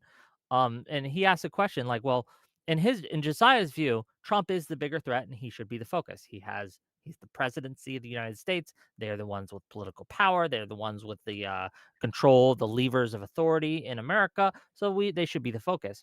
And fair enough, but he asked a question like, how much of my time should be spent focusing on Hassan? And I said, for every 100 videos you do on Trump, you should do one on Hassan, or one on the left or the far left, or one on socialists or tankies or something, right? And he laughed at me and said, yeah, well, that's probably the closest I've seen to an actual answer. But I don't think in his hundreds of videos I've seen one anti-left video. There's And I also haven't this watched Yeah, issue that's a too, where problem. this is what I mean when I also say, like, macro game, you know, where like there's this idea of, like, this conceptual fungibility where it's like, why did Hillary Clinton lose the election? Was it because of Comey? Sure, it could have been. Like, it's like the straw that broke the camel's back. Was it because of email stuff? Was it because of Bill Clinton? Was it because of Benghazi? Like, well, any one of these things changing could have changed the outcome of that election. So it's hard to blame any one thing and say that's the reason why she lost. When we say that, like, the most important thing is beating Donald Trump, sure, but, like, what if no Democrat had any legs and couldn't make it to the polling place? Well, the most important thing would be beating Donald Trump, sure, but the most important thing first would probably be getting, like, nationwide prosthetics so people could walk, right? Like there's this idea that somehow these things can be separated from each other. The most important thing is beating Donald Trump, but what are some of the biggest things that stand in front of Democrats? We have a horrible and atrocious party brand, right? We have no way to message about the things that we believe, and the DSA people are directly oppositional to us in those two senses, and they are directly hurting and harming our ability to do that. So, like, if beating Donald Trump is the most important thing, then we need like a party that is unified in beating Donald Trump or MAGA or JD Vance or whatever comes next. It can't be that it's like, well, here are people stabbing you in the back the entire time. Well, isn't the most important thing fighting the guy in front of you? It's like, yeah, but I'm getting stabbed in the fucking back. How the fuck am I supposed to fight the guy in front of me, even if he has 3 knives or 100 knives, you know? And I think that's the big issue, is it's like this unidimensional, especially when it's something like attacking Trump. Like, if you've released 100 videos on a guy, is the 101st video going to be the one that really takes him out? Like, this is the one where it's like, finally, my audience understands, as opposed to doing 95 videos and like 5 saying like, hey, by the way, this ultra far left stuff, this isn't what we're about. This doesn't define us. Like, it's so hard to make those 5 videos, that one video, but on the far left, it is constantly attacking and shitting on the Dems, and that we just can't survive that, and it is going to hurt you. If you think that beating Donald Trump is important, then there should be a fight that is important to you, is defining who your party is. True. I was gonna say I don't think Hassan is. I think if you keep putting pressure on him, if you keep needling at him, he's very whiny. He's gonna eventually just crumble because he has no standards. He has no leadership skills. He thinks that wearing a suit is like gonna get him where he needs to go while touting just like these awful policies that I don't even think he personally believes in. Or maybe he does. Sure. I have no idea. Yeah. but His fashion is genuinely, I terrible. think, huh? And his fashion is terrible. Sorry. Oh yeah, I it's just want stupid suits. to. Yeah. Hassan's a symptom. He's No, a no, yeah, he's a symptom. symptom. He's However, not the like, problem, and I just think it's important to make that. well, clear, he's right? causing the problems. Is he not? Because No, he's well, the he most is- bad he's in all contributing these the idea of candidates. like, Can we Yeah. push back against anybody to further left than a moderate Dem? Is that possible for any Democratic person to do without getting their head bitten off? And it feels like the answer to that has been no for quite a while. And I'm not to play, and I don't even think this is the most important contributing factor, but like the woke shit, right? There was an issue there where it was like, no matter how far left somebody comes out with a take on something, you know, I have a trans 4-year-old, it's like, or I have a trans dog or something, or whatever. Like, it's just like the most insane things that it's fine. There could be insane people, but when nobody can say, okay, maybe that's like a little bit too far for a national level position, nobody is allowed to have that opinion in the Democratic Party, and it hurts us. And it's a trick. One of the most Yeah. successful things Republicans have done is kind of convinced us to defend indefensible things, and they'll do that by nut picking. And what I mean by nut picking is they'll choose some crazy position. Libs of Tip Talk or someone else will platform that position, will put a megaphone to that position, and then well-meaning Dems wanting to oppose Republicans come out, knee-jerk reaction to defend that crazy position. And it's insane. We can't push back, because if you do, as I think all of us have probably seen, as soon as you come out against any of these far left people, you're actually a Republican. That's what they'll say. You're a Republican. You just hate universal health care. True. You just hate Medicare for all. Oh, why are you attacking the left when Trump's the greater threat? It's this structure that you can never criticize them, and they will always criticize you. And until we get people with the balls to say, fuck you, no, I'm actually trying to solve the problem, which is that, and we know this from the Ipsos polls, we know this from the Gallup polls, we know this from YouGov polls. Most of the Democratic Party, I'm not talking the general electorate, I'm talking the Democratic Party, most of the Democratic Party either doesn't want us to go further left or thinks we are too far left. I'd like to make a point of agreement and then a little go bit ahead, more go ahead. nuance, just really quickly. So, like, my observation on what you and Stephen are talking about from the past couple of years, especially like early 2020s, when, for example, Republicans focused a lot on transgender issues nationally, with like the gender affirmative care bans nationwide. My impression was that it was really convenient for Republicans to focus on that for 2 reasons. First is that it's a really complicated subject. Gender affirmative care, any medical care subject as far as policy, is just going to be complicated. So it's really easy for them to come out and say, oh, well, Democrats are advocating for crazy things X, Y, Z. And then people have to come in and give like the wall of text response to say, no, actually, that's not why. And here's 20 different sources for why, right? Like, it's really efficient for them to be able to lob accusations without having to worry about as much pushback. So that's the issue from that side, just to give a bit more nuance. But you both, I think, are correct in that during that period when people would try to give like reasoned and level-headed responses that are not perfectly along the hard left line, that then those same people who are liberal and advocating for good policies would then be attacked by people on the far left who are seeing them as exactly the same as the people in MAGA and the far right who are, I like, also think ultimately, as hard as that is on the trans stuff, like now it's even worse because now it's not the trans stuff. Now it's fucking Israel-Palestine. And like, good Yeah. luck trying to give a nuanced and measured take, Yeah. which the Democratic Party, by the way, it does desperately need. Like, the average Democrat needs to know that you don't have a party that seems to be completely and totally beholden to standing behind Israel and every atrocity you see on TV and everything having to do with Gaza. There has to be a way to message that, but to do it in a way that separates you both from the Republicans, they don't, brown people aren't even human to these people, and then to the far lefties, which are promising you like fucking world peace. Like, how do you even, like, Democrats are not able to navigate that right now, and that issue is even more complicated than Look, there's a problem. Yeah, there's a problem. I think that's also with like I guess you call like the moderate liberal side, is that the fact that whenever there is like a controversial opinion, uh, according to the lefties, they'll go out there and they'll do the hate, but there's no like counter reaction on our side to like counter their hate. They have their hate mobs. They will go after people if you say the wrong opinion. But like, where are all these like liberal content creators besides maybe you, Stephen, going out there to like support, I guess, liberals for actually standing up for like, nuanced. Nobody. This is why we need a litmus test. It doesn't exist in our space. Did you see the Adam Smith stuff? Oh man, I know I haven't yet. I saw the interview. He went on Breaking Points. He went on Breaking Points, and he gave, I think, he gave a good Democratic position. This is the same criticism I made over and over again. The Democrats don't have a place to pilot their opinions out on like a really friendly news network before launching it into the mainstream. But he had a good Democratic position that I thought was holding Israel accountable while not just blindly saying we should abandon every single ally we have. And he got so eviscerated. I think vandalized his house. He got so eviscerated after this interview that I think he ended up flipping one of his votes on a recent funding bill for, I think it was related to Israeli stuff. He said he flipped the vote because it was too much. The insane amount of pushback. And you're exactly the kind of a liberal. Like, that's crazy, and nobody will say anything about here about that. Is that fully manipulate MPs? Is that accurate? Is that exert control? Wow. You're not entitled. See, this is what I mean by illiberalism being a fucking problem. When we have someone going on to a news show giving a measured opinion. I saw that debate or that interview, I would say, with Crystal Ball and Adam Smith or something. Yeah, I think that's his name. Reasonable. I didn't agree with him 100% on a few things, but reasonable guy, was able to lay out his positions correctly. And the fact that if this is true, and I hadn't heard this, I'll have to look this up, right? If this is true, that because of the reaction to that, he was targeted and vandalized and pressured by these illiberal hate mob to change his vote, that's a problem, and we have to fix it now. I don't want our politics to be constant haranguement by the most mentally ill motherfuckers that you could ever imagine coming at you if you don't agree with them 100%.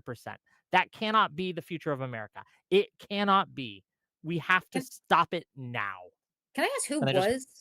Reading a quick thing here. Smith said his family's home was vandalized. A fire was set in his driveway. One of his staff members was assaulted. Activists shut down town hall meetings, and his neighbors' lives have been disrupted by late night demonstrations related to this. Yeah.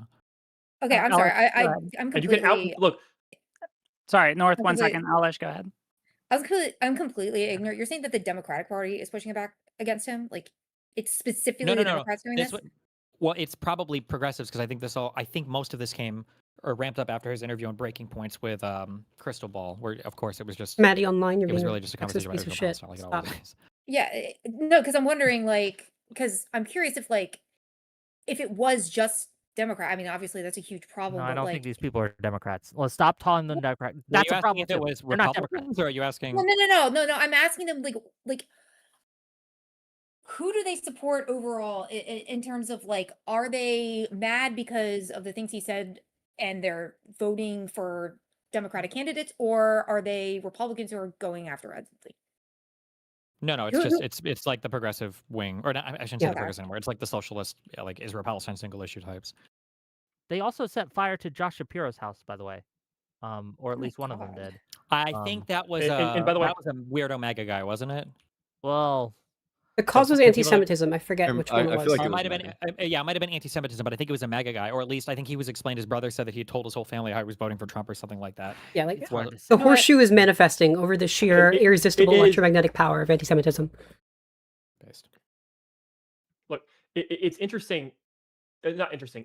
There's a discussion that sort of has happened kind of among the right about like the abandonment of institutions and like how basically why did conservatives sort of get pushed out of institutions and like why Trump like running everything through the White House is because they refuse to participate in things like universities or like middle management in like government and all that. I feel like it's something is similar when it comes to liberals versus leftists and participating in like saying their ideas, in which like I feel like liberals don't go online or they don't like support people enough to like say their ideas, and they're basically abandoning like the narrative to the leftists because the leftists are always going to be out there and like spewing their hate and doing the shit where they're like harassing people and all that. True. There needs to It's be. like it's I would a say there's a I don't saying know meme, but if it's on a quick thing up. militant is like Or- the right word. Sorry, Yeah, keep okay. going. You're I don't like, know oh, if like, God. militant is the right word, but there needs to be a much more energetic response among liberals in order to like just if you see something that is right, you need to actively praise someone for that. And if you see something is wrong, you don't just think, oh, that person retarded, I'm going to ignore them. You need to like actively call them out, and you also need to coordinate with other people in order to like make sure that it's like en masse and it can't just be like individual people as well. True. Also, no, you're Testing, like crazy. Fix your shit. No, yeah, sorry, I know I'm testing out new internet. It's yeah, fucked. I was gonna come in and say that. Alice, did you want to go? Hold on, Yeah, I'm gonna if live you stream wanna- and then I'll just tell people to watch other people. So. Ooh, me after. If we want to go into the topic of like solutions, what to do about it, I've been reading books on like how disinformation campaigns work and how to stop them. Yeah, if someone lies, or says something bad or wrong, like just say that. Say that's not true. Call that out if you see it. If there's a bad faith attack. When someone does something good or right, do say something positive and encourage them. A lot of Democratic politicians only get negative feedback all the time, and any positive sentiment helps. As well as for each other, like we should be supporting each other more. When it comes to what to say on topics, especially controversial ones, frankly, I think we as liberals need to own, especially for lots of young people who consider themselves progressive or left leaning and then pursue that, they end up down this tanky pipeline. They need to know that's not what the actual left is, or that's not, what more lefterer or more betterer is all the time. It should be us. We are the only faction. MAG is not interested. The Marxists are not interested in protecting civil rights, diversity, like being inclusive on social issues and having a good reason for it, which is fundamentally liberal. We should own that more. And that means we need to actually own up to a lot of these topics, whether it's environmental rights, anything geopolitical, trans rights, feminism, or whatever, racial justice and inclusion. We need to be that party of diversity and find ways to talk about and promote and make those our causes in ways that do not alienate moderates or freak people out.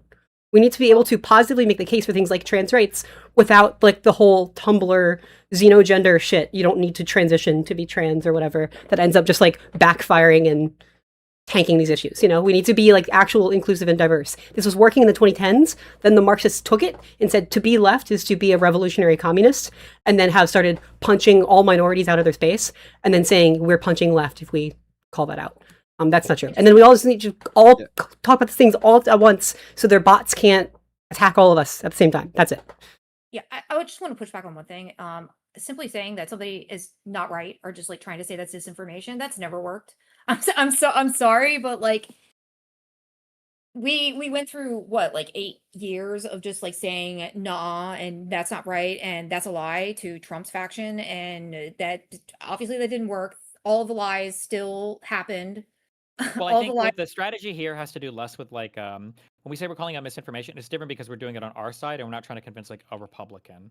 So like when like people will trash Biden for a lot of shit, even on the left. Like I think it's worth defending, trying as hard as it is sometimes, like trying to defend parts of Biden's record or trying to defend the idea that like nobody says this on the Republican side, obviously, but like I mean, like Biden got more hostages freed than Trump did, even though Trump talks all the time about like freeing the hostages. And Biden and Kamala and Obama all talked about how Israel wanted them to do some like insane, wacky, like fuck shit, and they refused that. So the idea that like sometimes I feel like as liberals, you end up in this weird world where you're like, okay, yeah, I guess like I'm gonna have to give them that point. And like the tankies fight on everything. Like I brought this up, I was gonna say this earlier, I brought this to my fan base where for a long time, because I'm such a humble person, I was always fine with my fans saying things like, oh, like, you know, like I'm a fan of you, but like I don't think publicly I could ever say like, oh, I'm a Destiny fan. Like it's kind of cringe, you know, like there's a lot of crazy shit. And it's like I understood that for a long time, but now like the average Hassan fan will be like, he did not shock Kaya. That was her Dewclaw. And it's like, bro, if they're gonna lie on that level, if they're that shameless, if you know, you're gonna have people, I don't know who saw my Dinesh debate, holy fuck, where every single thing Donald Trump does is actually like perfect and amazing and it's God Emperor, we should probably be able to like say nice things about Kamala Harris and Joe Biden. Like it shouldn't be that fucking impossible. I wouldn't want to go to. Do we have any litmus full tests? sycophant, right? Like I wouldn't. No, you don't have to go full sycophant, but we're not even close to that. We're like No, at I hater agree. mode right now. We're our I own guess haters. You don't need to lie I or guess anything just- like that. You just have to say the truth and just Yeah. and just be unashamed about it. Just real quick, I think that the important thing there is we need to be proud of our accomplishments as Democrats and not do this weird thing where we say, well, yeah, Democrats aren't perfect and we're the kind of like the best of the bad options. And a lot of people have done that. A lot of people, one of the reasons the Democratic approval rating is in the toilet is because no one will defend Democrats. It's just not cool. Yeah, do you And see the common thread that's here the though? problem. Do you see the common thread on both sides though, is that they're just willing to lie about everything? Like yes, that's it. because lies are more effective and fear mongering is more effective.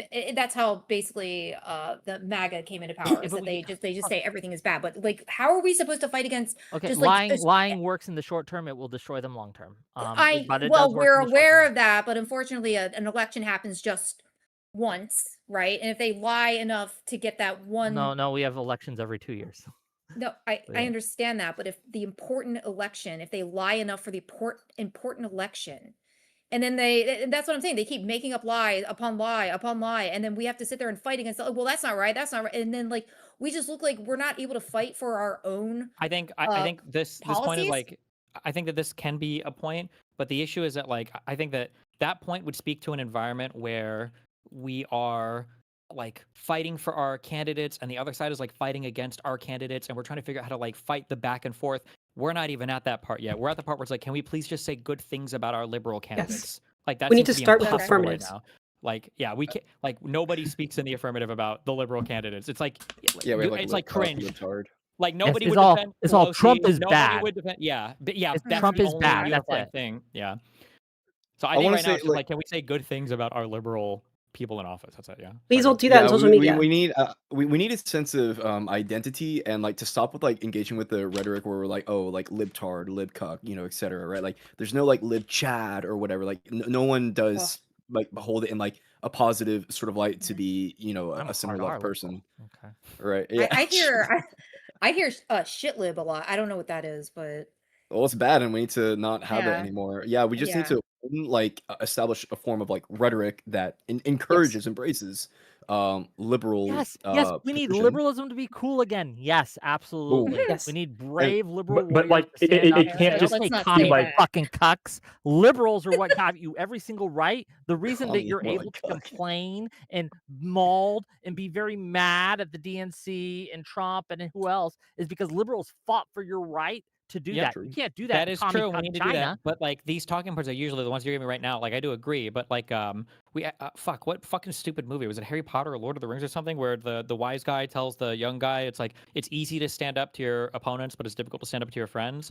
Like there's a lot of people that have no problem, you know, giving an endless amount of criticism to the Republicans and all these other people, and it's like, well, actually, I think being liberal can be cool. They used to be with all the celebrities, but when you're talking to tankies, like the big problem is like categorically for some reason they've won this war and that a tanky or an ML person or a Stalinist or whatever, they're like just a Democrat, but they're even further left. It's like the same thing as a Democrat, they're just like further left. So like we're on the same team, they're just a little bit or further or a lot of it like to the left, but they're not. They're like completely and totally different. And so it makes it hard to fight against them when they can, because they're part of your movement directionally, they'll co-opt every good thing you do, right? Every good thing a liberal's done has really just been leftists pushing for all these things. And it makes it really hard to stand up against those people at the end of the day. So we have to be able to do that. We have to be able That's to why we need a litmus the test. issue Do that- we have a litmus test? Okay. Do we have any I litmus was going to test? say there's something in the Republican Party. If you step too far out of line when it comes to policy, what do? They call you a rhino. Thank you. Like there are some people that say like dino. It's not really that much of like a popular term, and I don't think anyone really says that when it comes to like really far left people. I'd say a liberal. They have one for us. They call us a fascist. Not a liberal or a fascist. Yeah. It's I like, would there say needs call to them. be like a more mainstream extreme like adoption of terms just to like refer to people who like claim to be Democrats, but like in reality their entire goal is to like subvert the rest of the Democratic Party. I call It's them just a reactionary wall. Just social remember issues. this. Right? Remember, every single time that socialists and communists have had to choose between liberals and fascism, they have chosen fascism. Every single time. We have the Roltov in World War II. Yeah. Sorry, I forget the proper names here, right?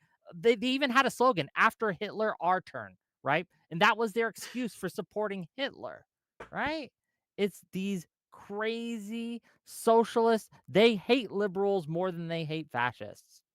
It's Yes. a problem. Well, So they I call think- us fascists, so I mean, there's no distinction there. So. Yeah. Well, we should be calling them They know reactionaries. the difference. They don't Like- know the difference. Like they think so that liberals can't- are like 2 steps away from fascism. So Now, keep in mind, we're talking about this as a broad, and maybe this is my fault too, but there are different groups of socialists, communists, etc., illiberal people. Some of them are just ignorant. They just don't know, right? But some of them absolutely do, and they are acting with intent and purpose. And we can't let them hide, because they'll do this thing where they hide behind each other, right? And they'll like, yes, it's a problem, and we got like when Hassan says, all I want is healthcare," right? Hassan is lying, but the average Just about ethics person and that games watches journalism. Hassan and says that he agrees with him is not lying. They probably do just want like socialized healthcare. Like they're not all like super like less than 10% of Hassan's audience are like radical fucking tankies or even understand what that means. They just think it's like a fear mongering thing that conservatives say. So let me But the more that reframe we let them the question. conflate, the harder, the more games they can play, and then the less we're able to fight it as it becomes a bigger and bigger problem. Yeah. So let me but reframe. Hassan would never ever Hold on, engage North, in I'm any sort of sorry. like critical One second. debate. North, Sorry. True. Sorry, 1 second. Let me just, Ethan, let me reframe your question perhaps as this. Maybe this is more helpful. How do we know if someone is in? How do we know if someone is on the team, is in the coalition? How do we know, like, you know, if they do this 1 or 2 or 3 things, then they are cool? I think this is a question that would have been good to ask like an election cycle ago, but I think at this point, I think we're past that. So, for instance, like this is part of my big argument yesterday. Like if you couldn't vote for Harris over Trump, there will never be an easier political like thing in your entire life than that. Like if that was too hard for you, then I don't know what you are, but you're not on my team. That's just crazy. I think we have to have a difference. That can't be the standard.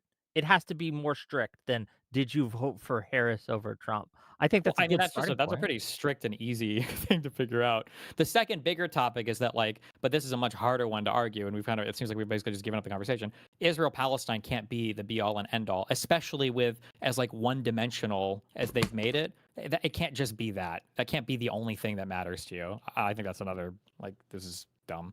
That's true. I think the Omni cause has caused us so much political damage that it's going to be a real problem going forward. Especially because of how radically they've presented it. Like if you legitimately do believe, and I do think at this point, I do think there are some DSA people that believe that it's like a genocide. Like when we say lesser of two evil voting, like that only works up to an extent. Like I don't know how much you can ask a person to sincerely vote for a candidate if you truly and sincerely believe that there is like an actual genocide going on that these people are supporting. Like when you say like support the genocide, you're like excited or enthusiastic about a group of people being genocided. How the fuck are the people that lost in the primary ever going to support these people in the general? Like you're going to tell your audience now that the person you've been campaigning against, they're just going to have to like grin and bear it and support the guy who's an actual genocide? So that's crazy. Damn. Which Alice, again, you had your hand up. Oh god. Oh yeah. One sec, catching up. First of all, yeah, in terms of a litmus test, I really do think this is the way out of this. Social issues. These people have reframed any conversation around the left to be around their radical economic models that involve a revolution. We had this. If you want continuity, if you want to stand by the actual achievements of the Democratic Party, social issues. Making Israel-Palestine your only thing is at the expense of actual American minorities. You'll know who has not failed this test, this check, and fallen into this pipeline a lot. Are Black Americans who constantly, on any other social media but YouTube, are dunking on all of this shit and have never fallen for it from day one. And they saw where this was headed. Because, if you actually have problems, that is more immediate. My litmus test is... Right. No, it's crazy how they treat them for doing that too. I think watching the socialists and the far left and what they say about Jim Clyburn and what they say, like they're hoping he dies, right? They're out there saying this N-word should die, right? And these are the people who claim to be purporters or supporters of human rights and all these things. It just gives the game away. If you are Yes. not on their team, they don't, on a fundamental level, they don't consider you human. I want to, Yes. that can't be stressed enough. And that is why I think that's where this needs to go. And a lot of the young people who tend to be disproportionately like white and highly educated who fall in that tanky pipeline, they're just being told one step at a time, this is what it means to be the purest and the most left. And how we can disrupt that image is by saying, hey, look around you. Where did all the minorities go? Why are you not trusted anymore? Your politics are abandoning lots of people. They say both parties are the same and it doesn't matter. These are the actual litmus tests that's saying that, like, the Civil Rights Act doesn't matter, that the Voting Rights Act doesn't matter, that the Affordable Care Act doesn't matter, that the Protection of Marriage Act, or whatever the one that enshrines gay marriage as a law in 2022, doesn't matter. All of these things. And this is like where we need to do that. The only thing we need to do to safeguard that from the more anarchist sphere that happened a few years ago is to have reasonable ways to talk about these subjects to normal, moderate people, so we don't go off the deep end. Like that was the kind of access in 2016. The problem is that normal, moderate people, it feels like they're just falling who the biggest content creators are right now, and sadly, like, God, this guy's pissing me off. Anybody else? Am I dying? Yeah. Sounds he sounds Yeah, okay to you're. me. It's like you're talking through a fan, buddy. Oh my Buddy gosh, I pal. fucking hate this. Hold on, wait, let me read you on my Oh. phone. I want to be right back. I'm sorry. To your point, Alice. It would be great if I could remember what I was about to say. Oh, right. So a lot of times these social issues, nobody thinks about them, and I might be completely wrong about this. Please correct me. But a lot of these social issues, people don't focus on them or think about them, or because they think that they're done. They think that they're done over. We don't care about this anymore. We solved racism. We solved gay marriage. Like that's the reason why, like, when people fall back on like these racist ideologies, they're like, oh, I'm just being edgy. Oh, I'm just making a funny joke. I'm just being edgy. You can take a joke because now we're all woke. We've gone over the line and looped back around into overt racism. And that's something that puts liberals on one side and MAGA and Marxists on the other. Yeah, but you'll see a lot of people in MAGA who do the same thing, who will say things like, oh, I'm not racist. And like they'll be like, I have black friends. And then they'll say something like, well, you'll be like, well, you said XYZ the other day, which was like a racist joke. And they'll be like, well, I was just making a joke. I said it to my black friend and they laughed. So it's like you're still being racist regardless. They can't loop back around and just call it a joke. I'm sorry, I could be completely wrong. Go ahead. When we were talking about prescriptions and stuff earlier, like, I mean, these are like the things that we can ask, like moderate like people, or I'm talking about like other people in the content sphere, because I think that content creators and like other like social figures, okay, like because it's people in these social figures that shape social discourse, right? They have a lot of influence over how people think. And I think us as liberals, we need to punish people socially who are complacent What does that mean? with people who are like Hey, DSA adjacent or whatever. So for example, that's why I was saying that we need litmus tests for those people. Like, hey, will you straight up say that like this person Sure. If bad they fail the and like litmus full like test, what should this happen? what should happen? Yeah, so say We I'll call just it use guy him in his bitch example ass. because he used me as an example earlier. Pisco fails our litmus test. What should we do? And also, what is it? Like, what is the litmus? How do you tell if someone who's like on the bubble, basically, is in or out? Yeah, I mean, like total just social condemnation of the person. Honestly, I don't want to say that like as like an influencer like cut a person off, but we also have to understand that the relations that we have as influencers shapes how we view each other, right? So I I just don't want want to to say that say like that like breakups, it's but funny that you give that. I hate to use myself as an example because it's so cringe, but it's so funny that you're kind of like struggling because that feels bad. Like, what would you do? Like, cut a person off? I mean, like, if I want to be super critical of Hassan, like, I'm cut out from every single event that Hassan goes to, or anybody that any of his friends go to. Like, he will ensure that nobody brings me up or mentions me. That's like a thing that he very strictly enforces. So even though it's hard for us to even suggest something like that, on the other side, they absolutely enforce stuff like that. They won't collaborate with or work with or do events with anybody that they perceive to be not ideologically on their team. And same thing with the conservatives. The conservatives act in the exact same manner. Yeah, so that's what I'm saying. Like in the exact same regard, if someone is center left but is complacent with, like these socialists and communists, then I'm sorry, but like I there's literally don't. no other alternative. I don't Well, Name I'm like. it, name sorry. it, name it. It's just name and shame. The problem is that these I don't even know how I articulate this. They're winning in a way. Like Hassan, I don't think is losing. Like his reputation is definitely hurt, but I don't think he's necessarily like losing influence by like excluding Destiny from his events.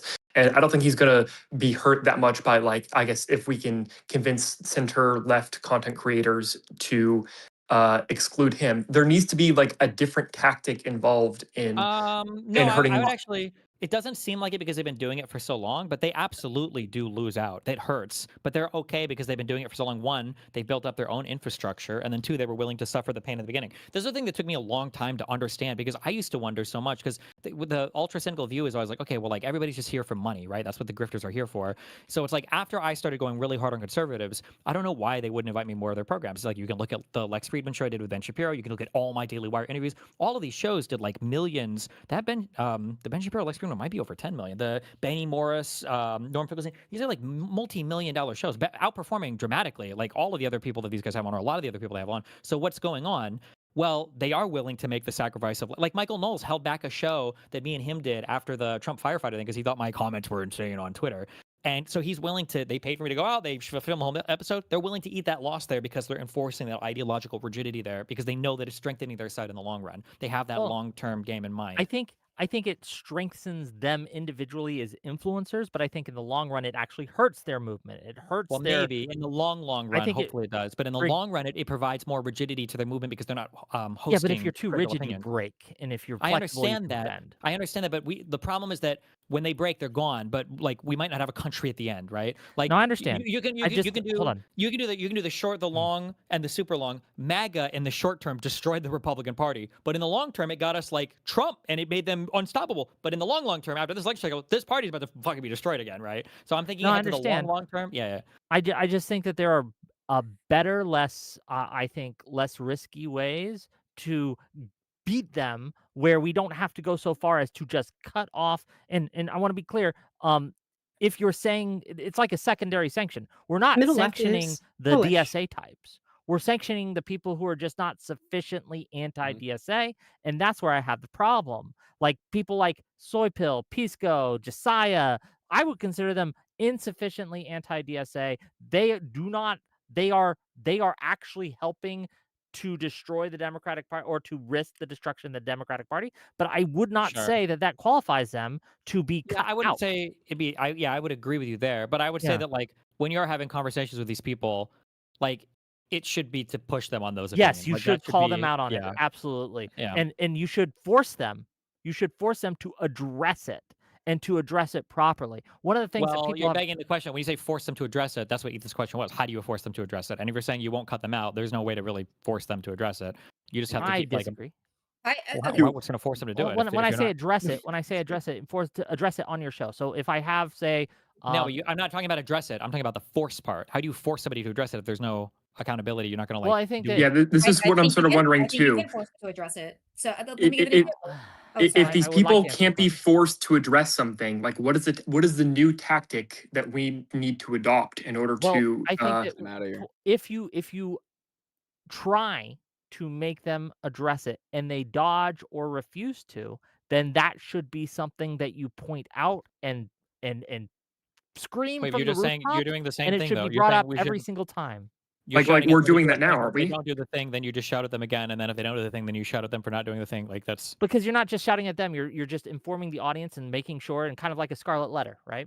Well, Wick, we're doing that with like Hassan right now. Like Hassan refuses to debate anyone. People call him out on that, and then like Hassan doesn't care. I don't think his audience, for the large part, doesn't care. I don't know if like a long term we're making any sort of like effective gains. Hold on, I'm seeing the most that. pushback against Hassan and Hassan types among liberals, and on at least on social media that I have seen ever before. Well, hold on. No, there's basically none besides David Pakman. No.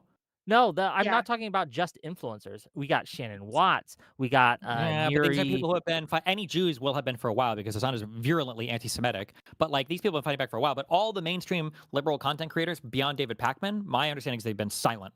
I don't think I've seen a single person. Yeah. say anything. So if we can recognize that this is like not an effective tactic, what do we do differently? This is like, do we have any ideas at all? Yeah, you push Hassan. You keep pushing him and pushing him until he breaks because he's a weak, feckless person. Okay, He's but I Well, don't like, think I'm we're sorry, saying like push. No, but it's not about Hassan. It's about other content creators. no, Like, no, how do no, you get right, people right. invested in saying anything about it? I don't know. We Uh, gotta stir up I'm like just okay from like a human social relationship, especially us as influencers, right? The connections and friendships that we establish, like these are things that mean a lot of things to like our viewers, for example, right? So when I have certain principles, right? And if someone is going to be out here endorsing something that has a great risk of destroying, like having a liberal future, right? Then I'm not going to be friends with that person, and I'm gonna make it very clear from a human like standpoint. Like I cannot be like it is immoral for me to be friends with that person. That's why I don't like I interact just, with I just, with someone. I don't agree with that. I don't on a I fundamental super level. agree. I think that's a base I agree. position. The only problem, though, is that because of the way the media environment is set up right now, is you're going to lose a lot of friends because right now the money is just in bashing Trump. Like that's one of the big reasons. There's a lot of social costs related to attacking the far left as well. But another big thing is that there's no money in like making a fuck Hassan video, especially as a liberal, because you're going to deal with more harassment than you ever had before, and you're going to deal with less revenue than you've ever gotten before, and your channel might be at risk depending on how hard you go on them. Social isolation doing- only helps to Okay. radicalize people. And I think that socially isolating creators who are not sufficiently on our side on this isn't going to help our cause, and it's going to have the opposite of effect. I think it's going Well, to not push only people that, away. you're gonna be the one socially isolated because they have True. way Yeah, more that's why. social capital And, in the okay, Bay like than we do. wait. Okay, if someone comes up to you, right, you're talking to like a buddy, and you find out that your buddy supports like Epstein or some shit, right? Like at that point, Sure, are there you are still going lines. to keep being No, that I guy's agree. friend, right? No, Yeah. there There's are lines. absolutely lines where I'd be like, I don't think I'd be friends with you anymore. But I don't think Yeah. one of my lines is not sufficiently anti-DSA. I just don't think that's one of my lines. I mean, for like, me, what about if someone is like wishy-washy on like Hassan Piker? That's again for friendship. No, that's not one of my lines. I'm gonna say that's ultimately gonna be. I mean, I love you, but like I'll say like that's I feel that's like kind we of have like to the be. I place Hold think on, we are need. we I think not we, any wait, friends wait. anymore? I think we Because need. We need to talk about. I'm not willing to No, cut off my friends wait. because they're We have to not. talk They're about when we wishy-washy on say. this one? We got to talk about when we say friendship versus like collaboratorship or whatever, right? Like Yeah, you, yeah. like me. Sure. There's a rumor that's definitely not true that I was dating Lauren Southern at the beginning of this year, right? Like this. Obviously, this is a person that I would at least consider a friend. But the difference when we talk about like friendship here is we're talking about like collaborative friendship. Like if me and her would have done a stream on anything, it wouldn't be, well, here's where we actually do agree on immigration and Indians or whatever. Every single public conversation would be adversarial as fuck. Same thing with me and Fuentes, although I was never even personally friendly with Fuentes. But like when he was at my house or we were dating, every single thing is an adversarial conversation. So I don't think you necessarily have to audit your friendships per se. I'm sure there's a line on that. If somebody's like pro child rape, you don't want to be friends with this person. But it's more just like, what does your professional, your colleague relationships look like? I think that's what should probably change. Yeah, no, Not I everything. would agree with that. I think that, for example, if someone is wishy-washy on Hassan or not sufficiently anti-DSA, I think it's not only good, fine, but that should be a problem for you when you come into any public space and have a public conversation or a public confrontation. That should be on the table, and that should be something you are bringing up every time. What shouldn't happen, and what I'm not going to do, is I'm not going to cut someone off because they have political disagreements with me to that level, right? Like I'm not going to be friends with, like, say, Josiah because Josiah isn't sufficiently anti-DSA. I'm just not going to do that. And I think that asking people to do that is counterproductive. I think Sure. it makes us look. I think it makes us look illiberal. So Or something I would wishy-washy. propose. Oh, sorry, Alice, go ahead. Oh, sorry. I think that like what Destiny was talking about, when we should focus on the long-term things. So when they say things like, well, they're being wishy-washy about the policies, or they're saying like, well, I support this, but not this, we should basically hammer down and present them with the idea, well, if this happened, not like, oh, well, it's bad, it's not a good thing. Like literally take their policy that they think that they agree and extrapolate it to what it will become, and then tell them, yeah, so basically this is going to happen. People are going to die. Yeah, Or the problem whatever with it that, is. Elish, is that like that's nice in principle, and if they were willing to talk to us, it would be No, nice. it's But not they nice just at don't. all. Yeah. It's not nice at all, actually. Well, what do you mean? Who's By like, nice in principle, I mean like effective. Like that would be effective if we could talk to like these people, but like most of these people or just who like is don't want to these engage. people? Or are we talking about like DSA types, like leftist No, types, we're or talking like about people more liberals that we feel like aren't sufficiently pushing back against the DSA Yeah, types. And yeah. like even like liberals like not sufficiently pushing back against like the DSA? They're I don't know if they're going to be willing to go on camera to even like talk about this. They're just going to get too much flack. Yes, that's one of the problems. They're cowards in a way, and I think it's fair to point that out. But these are people who there is a cost, and we have to recognize this. There is a huge cost, professionally and socially, to standing up against the far left. You will be attacked in this sphere, right? You'll get doxxed, right? You'll get death threats. This will happen, and it's it's hard to demand that someone face that kind of level of abuse and harassment. That is going to happen. It's hard to demand that, at least for me. I think, though, that it is important to do it anyway, but I don't know if I'd judge someone too harshly for not being willing to face it. I don't know, just a personal thing. Alice, go ahead. Yeah, I think we've lost the plot a little bit, and we've gotten into like how much charity should we give like our friends who are soft on this stuff, and how do we talk to them, or like what do we do? We need to go back to we just need to focus on the affirmative and the positive. I will happily and I do liberally retweet and uplift and echo the messages of people who share my values and are on the right side of things. If they do not, radio silence. They're going to get nothing from me. They are not entitled to my platform in any way. We need to create that reward structure. So we need to positively speak out when we believe something or for something or are frankly like against something, right? Just make those statements on your own and then support other people who do the same. That's how we do this, right? That's how the leftists get into this in the first place, is they find a welcoming community the first time they say Democrats bad. It's not about like, oh, who argued with them or whatever. It's they had a lot of support, and that gives a lot of people courage. And I am convinced David Pakman would have said nothing if he were expected to be the first person to say something. No, I agree with that. I think that there does need to be more intentional support of liberal actors and people who do stand up against these things. I think Destiny has talked about on this. Stay tuned, gang. We might have an announcement on Friday about something like this, but just stay tuned for that.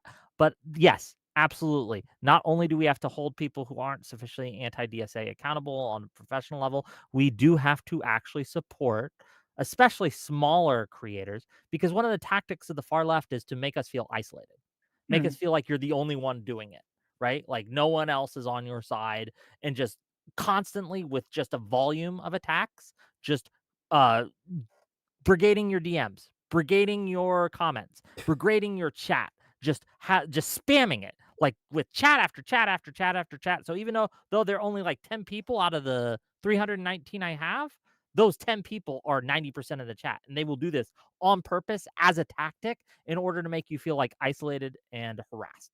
And they also try to bait you into arguing. Who agree with us to support and overwhelm them. There are more of us than there are of them at the end of the day.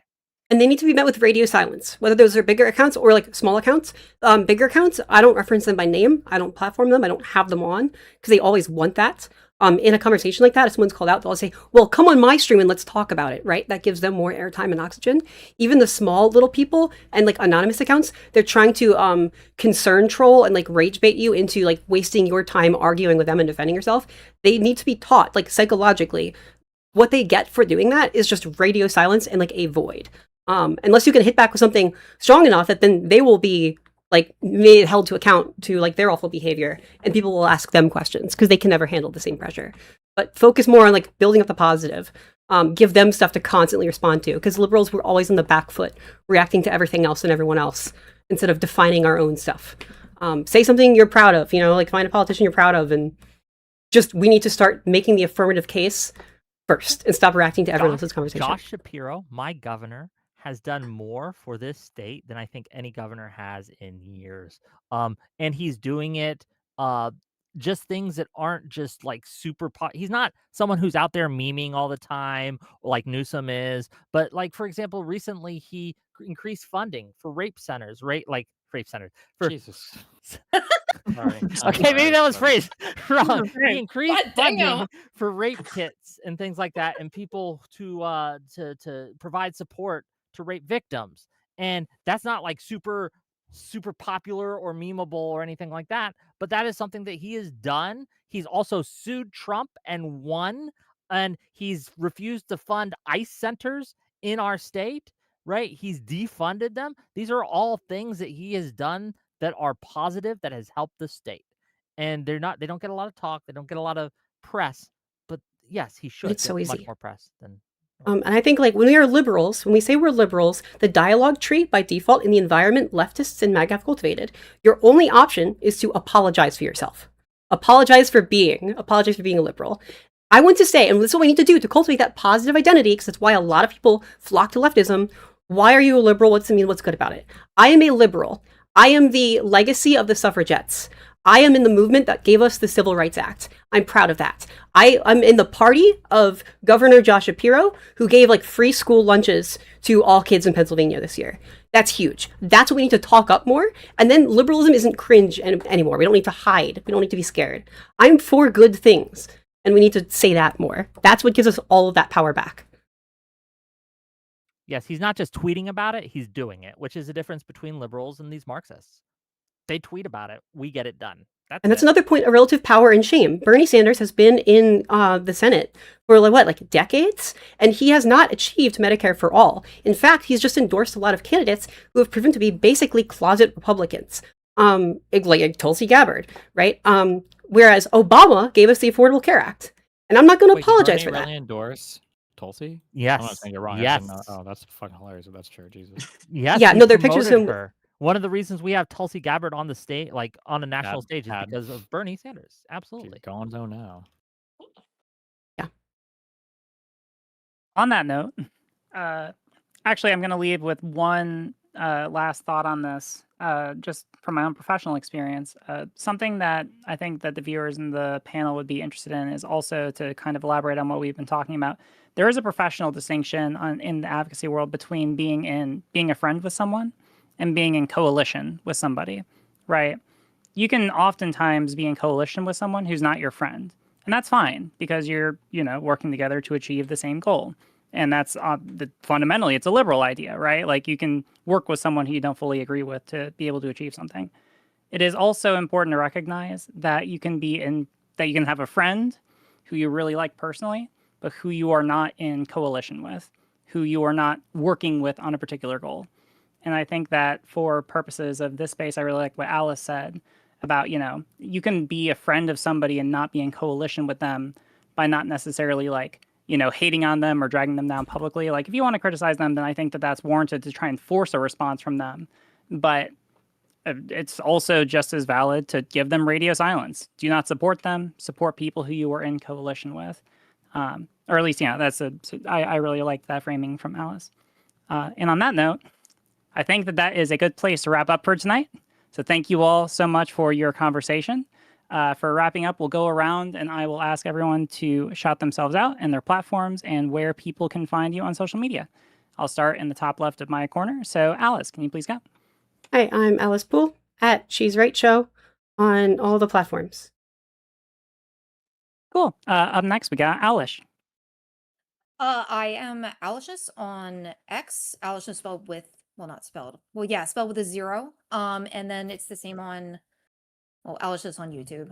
My profile picture is the same. Awesome. Up next, we got Wick. Yeah, Wick TV. Hey, gang, I made a Patreon. I have a link to it in my YouTube description. It's Wick TV. Surprise, surprise.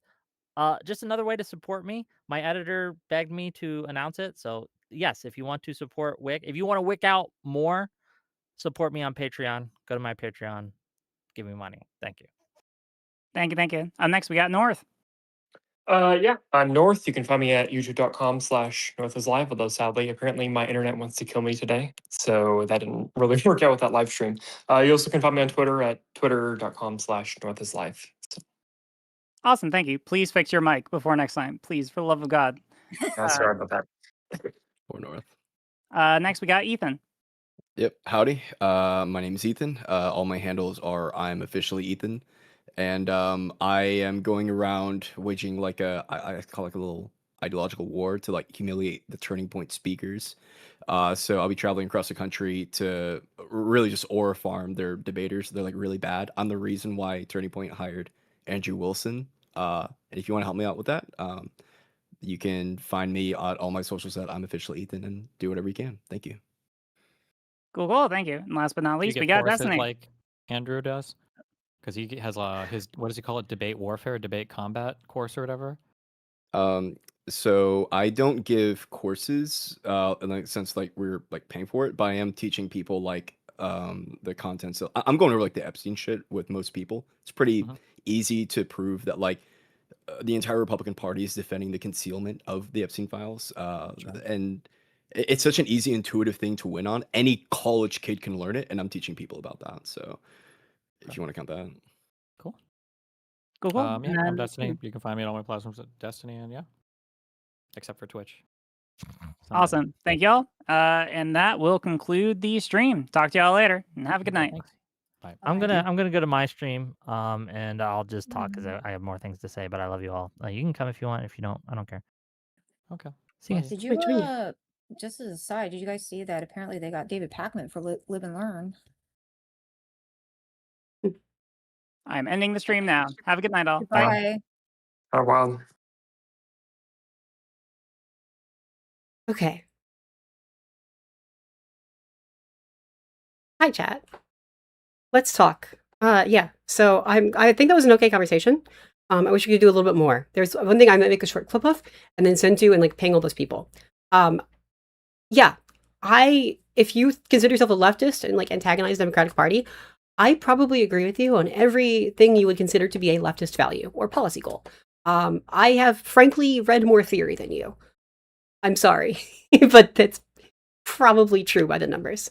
Given all that, because there's a lot we couldn't really talk about, and I think this space falls a lot into like a lot of, I don't know, white men, big egos who kind of think like we just need to talk about things the right way and be like the coolest person in the room. It's really not that.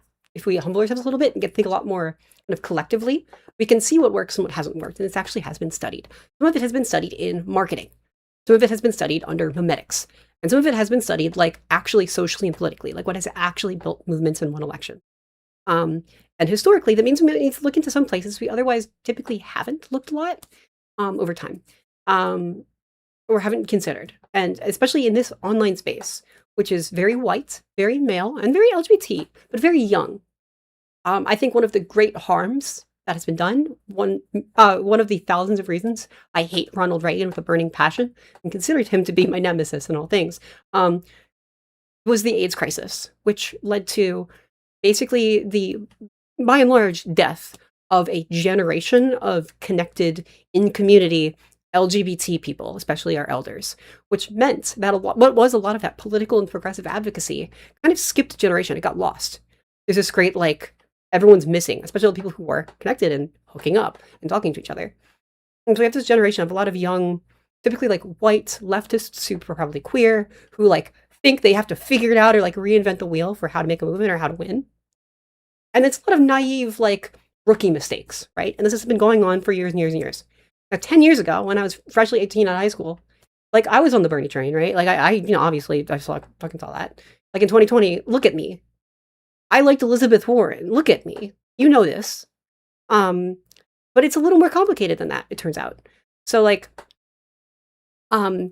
this idea that we just need to like embrace the kind of dirtbag, edgy left thing of go super economically far left, and then just don't talk about social issues hasn't actually worked or built a big coalition. It really genuinely hasn't. What has worked is building a broad, socially diverse coalition. Because like Black voters show up because they tend to be working class. Their rights have historically been on the line. They tend to be very locked in and like care, right? Even if like you have a candidate who wins and says they're progressive. If they spend all that time like saying all the right things and having a soapbox and going on the news a lot, but not actually passing lots of policy, like when your real material day-to-day needs are on the line, that's not good enough. That's still a politician who's like, effectively, you've lost. Like they're not doing any work. They're not using that seat and you're still in danger. So like Black voters in the South have historically always turned out for Democrats, right? Like for liberals, like for progressive causes, locked in, like achieving racial equality, and there's like rights, like voting rights and civil rights, counting as a full person who can vote and has free speech from slavery. That is the biggest, most extraordinary lift we've seen by far, like in the history of America. And that like racist versus anti-racist divide truly has been at the center of like what is the American left versus the American right. And then we had the party switch in the 60s because Lyndon B. Johnson passed the Civil Rights Act, and like Nixon wanted to be racist, right? They're like the Dixiecrats, and like they kind of flip sides. But if you follow that progressive side, which is like also entwined with the legacy of feminism and womanism and like black rights and then gay rights, and then into trans rights, but then getting that problem of like that missing generation. It works. They know it works. If you don't abandon anybody, and then also those black voters, not only do they turn out because they have to vote for their own material and social like acceptance and survival and well-being, they also bring their friends and family. They're locked in. And to this day, black churches in the South are like one of the most effective networks of communication and activism and turnout. You know this because like a couple years ago, right? After Trump won again, and then a lot of big corporations who were very blind, but assumed that meant there was a cultural swing to the right, started pandering to the social right. And they bent the knee. And Disney canceled Jimmy Kimmel, and like Target tried canceling all of its DEI programs. And those black church groups said, we are boycotting Target. And they have brought the Target corporation to their knees. I need you to understand like how much that is the actual power to like lead a movement, organize a movement, right? And it's a lot of like, look, we're not all going to like each other. We're willing to pick like moderate candidates to back because they're more feasible in a general election. But like we can't afford to lose. They are very locked in. They show up. They will actually like go out and knock doors. They will bring their friends and family because it matters. And that's like the direction. Like when the stakes are super high, like I want to follow the lead of the people who are playing on like hardcore mode. Yeah. And so like those are the kinds of groups who are like actually showing up who we should really be following, right? And this kind of idea of like the dirtbag left thing, the Bernie thing, hasn't worked. We've tried it. In 2016, Bernie tried it. He didn't win enough votes. He actually lost all the states that had black populations equal to or above the national average. They changed the rules after 2016, right? People who think that was rigged against him. In 2020, he tried again, and he still did not prioritize getting those endorsements and building those relationships. So he did not earn the trust of those communities, and he lost again by a lot. His theory was that by just being quiet on like social issues and then just appealing to this more like economic progressivism that would like bring everyone in, be more like socialists, then you bring in like the white working man. And we've seen in the numbers that doesn't work. It also didn't work for Graham Plattner. It just didn't work. They don't turn out because they actually care about being reactionary in social issues, which means that what we consider woke is a wide open lane in free real estate of a lot of people. And it turns out most people do like including everyone.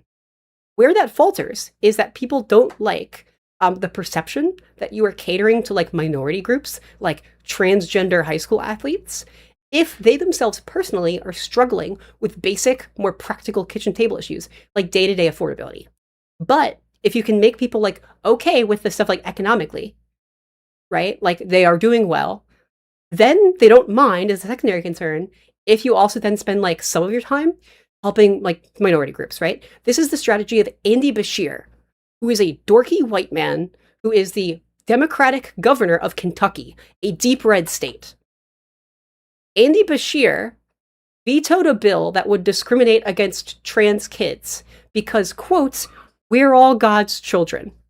He knows how to play this game. Like Democrats in a swing state or a red state are built different and know how to tactically like not give up on anyone and win a lot more. 1 second.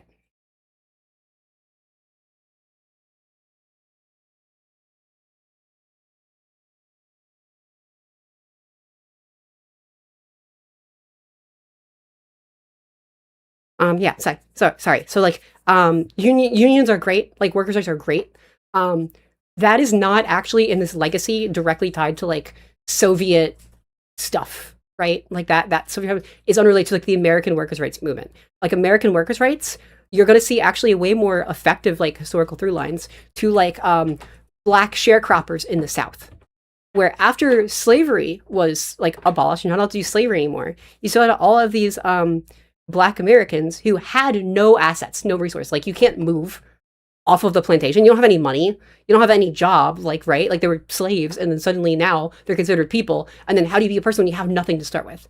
So what they did is a system of sharecropping where they would basically work with the former slave owner who would basically be like a landlord. It was very like feudalistic and like rent out portions of the land, and they would get to be their own independent farmers now as actual people, but like they would owe a lot of the money they make or like a lot of the crops they made to the landlord, right? Which was very unfair, but like that was the only starting point they had. And it was like, you know, a little bit better than being an actual slave. Awful stuff. But like that is where like lots of American like labor rights came from in the South. In the North, it was immigrants fresh off the boat. Similarly, had nothing to go on. And the right hates this. They'll talk about like enclaves a lot, right? People would all come in like waves of immigration from the same kind of place because you don't want to go alone to a new scary part of the world. You bring your friends and family. They'll go together. Or like, you know, they meet a cousin who already went there first. People who spoke your same language. They have a starting point into America and they form these neighborhoods. And they would work typically really bad, crappy jobs because they needed anything, right? So like factories and stuff. That is where a lot of American labor rights came from. So it was immigrants and former enslaved people.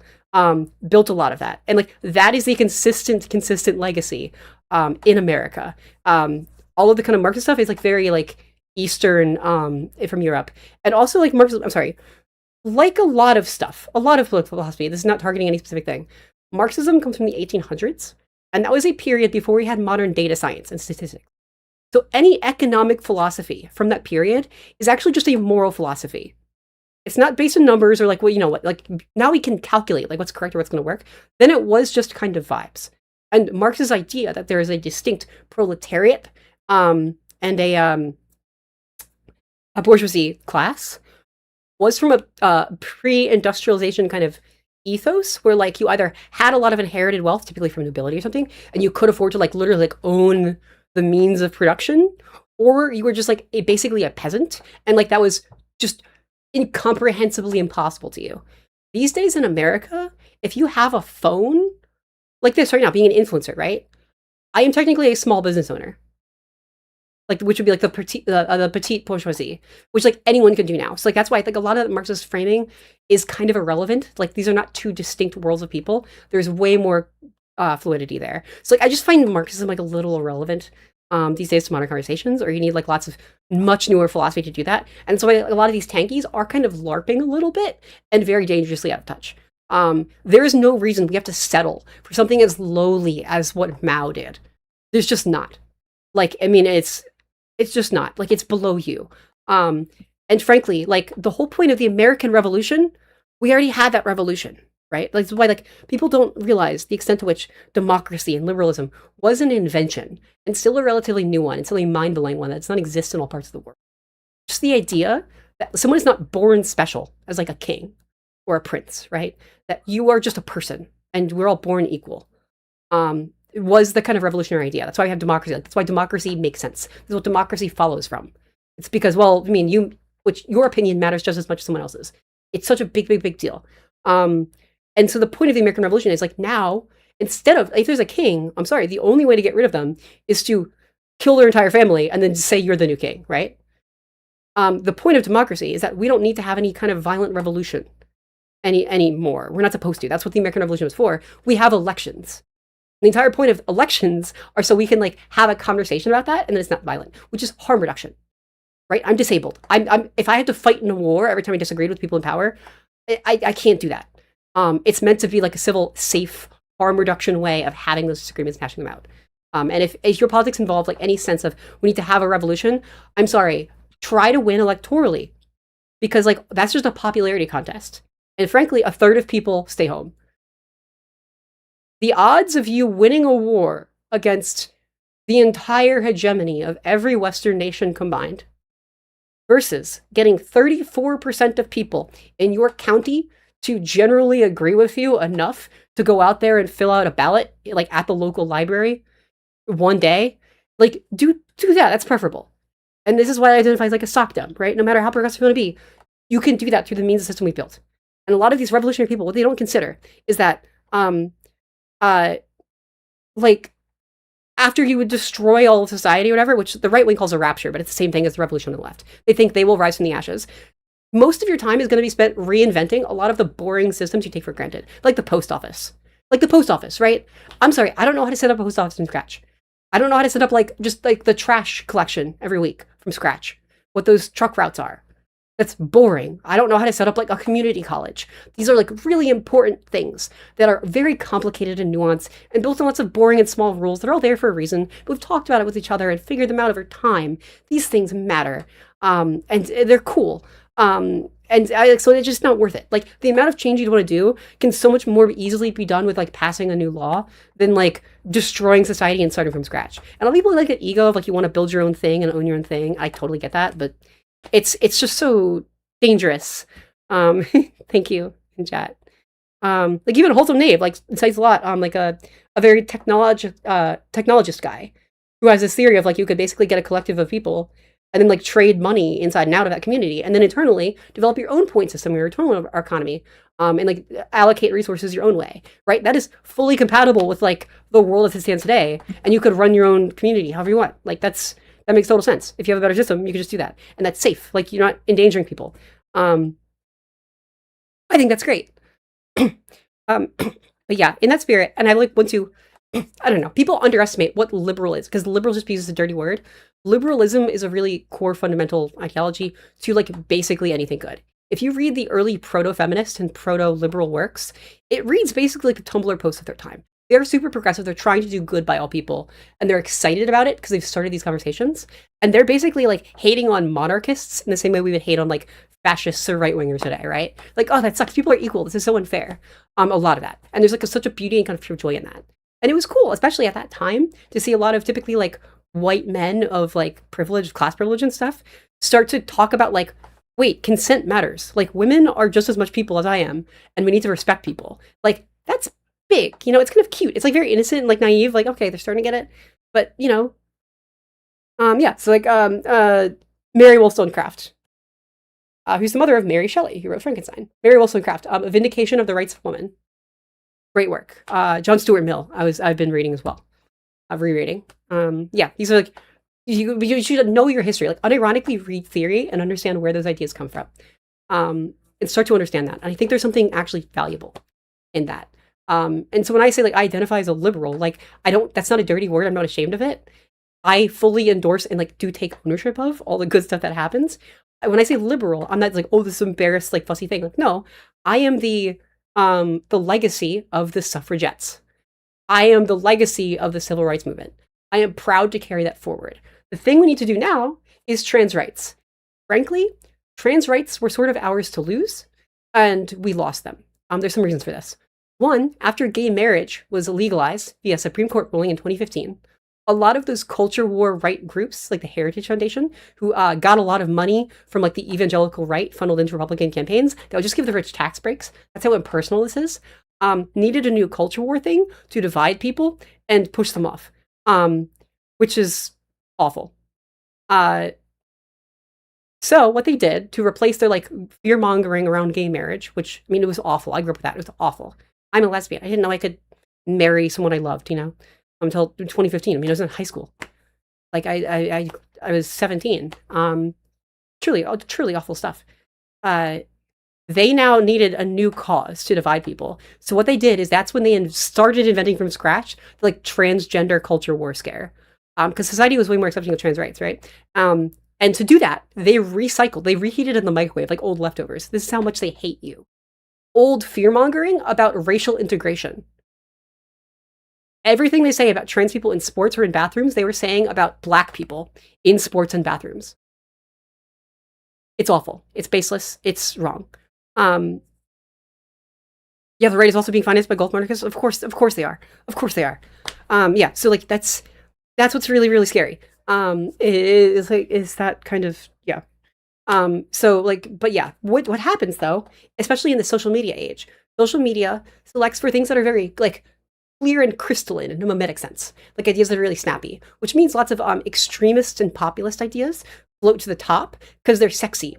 They come with catchphrases like "Make America Great Again" or "Build the Wall" or "Medicare for All" or just like APAC. Like, I mean, it's like what's one word, right? But it's has this like intrigue thing, right? And it gets so overblown. I've been accused of being paid by APAC because I disagree with someone on something. And it's like, do you understand? Right now, this is one of the biggest streams I've ever done. I have 37 viewers. Why would a political action committee be paying me. I have no power. What? I'm not paid by anyone. You're welcome to pay me. She's rightjoe.com. You can do it. I make funny shirts and hats, like no one's, I don't know, but like politics get so extreme online, and we've seen in the data that normal mainstream voters are going one way, and people who are super online get pulled to like random crazy like tunnels into things, and it's out of touch, and then we end up losing elections, and that's what like Wick especially is scared about, and I am sympathetic too, where like when people are getting on TV and saying, "Hi, yes, I'm on the left. Yes, I want to abolish the Senate," you look insane to the average voter. And then what they're doing is Fox News is taking those clips and using that to bludgeon the left and the Democrats, saying this is what they all do. Vote Republicans, we're sane and normal, and that's the danger. So yeah, like that's the kind of I don't like that continuity. That's why I want to do away with that, right? And we need to just say like if you say, oh, I'm just a liberal, like that sounds kind of moderate and boring. And there's safety in voter numbers in being like in the middle, but it shouldn't feel boring or bad or weak. It should be something to be proud of, and even in online spaces, discuss and celebrate. So like, yeah, liberalism is that ideology, like that revolutionary idea. Because it truly is the revolutionary idea. This is what revolutions were fought on. That someone who says they're a king and God chose them and they're born special and their voice matters more than yours. That's not true. That's not true. That's just a guy. That's just a guy. And that is like such a mind-blowing concept, and it matters so much. Liberalism, and even like as a social identity too, because a lot of people think this is more of a social consumer culture identity, which is actually a harm of capitalism downstream of it. Marxists have this kind of edgy thing. They have like lots of red. They have like cool symbols and shirts. This kind of like badass motif they have. When I talk about like liberalism, I think that's represented by things like NATO, like blue, so it's color of kind of dependency and trust. I mean, dressed like a suffragette right now.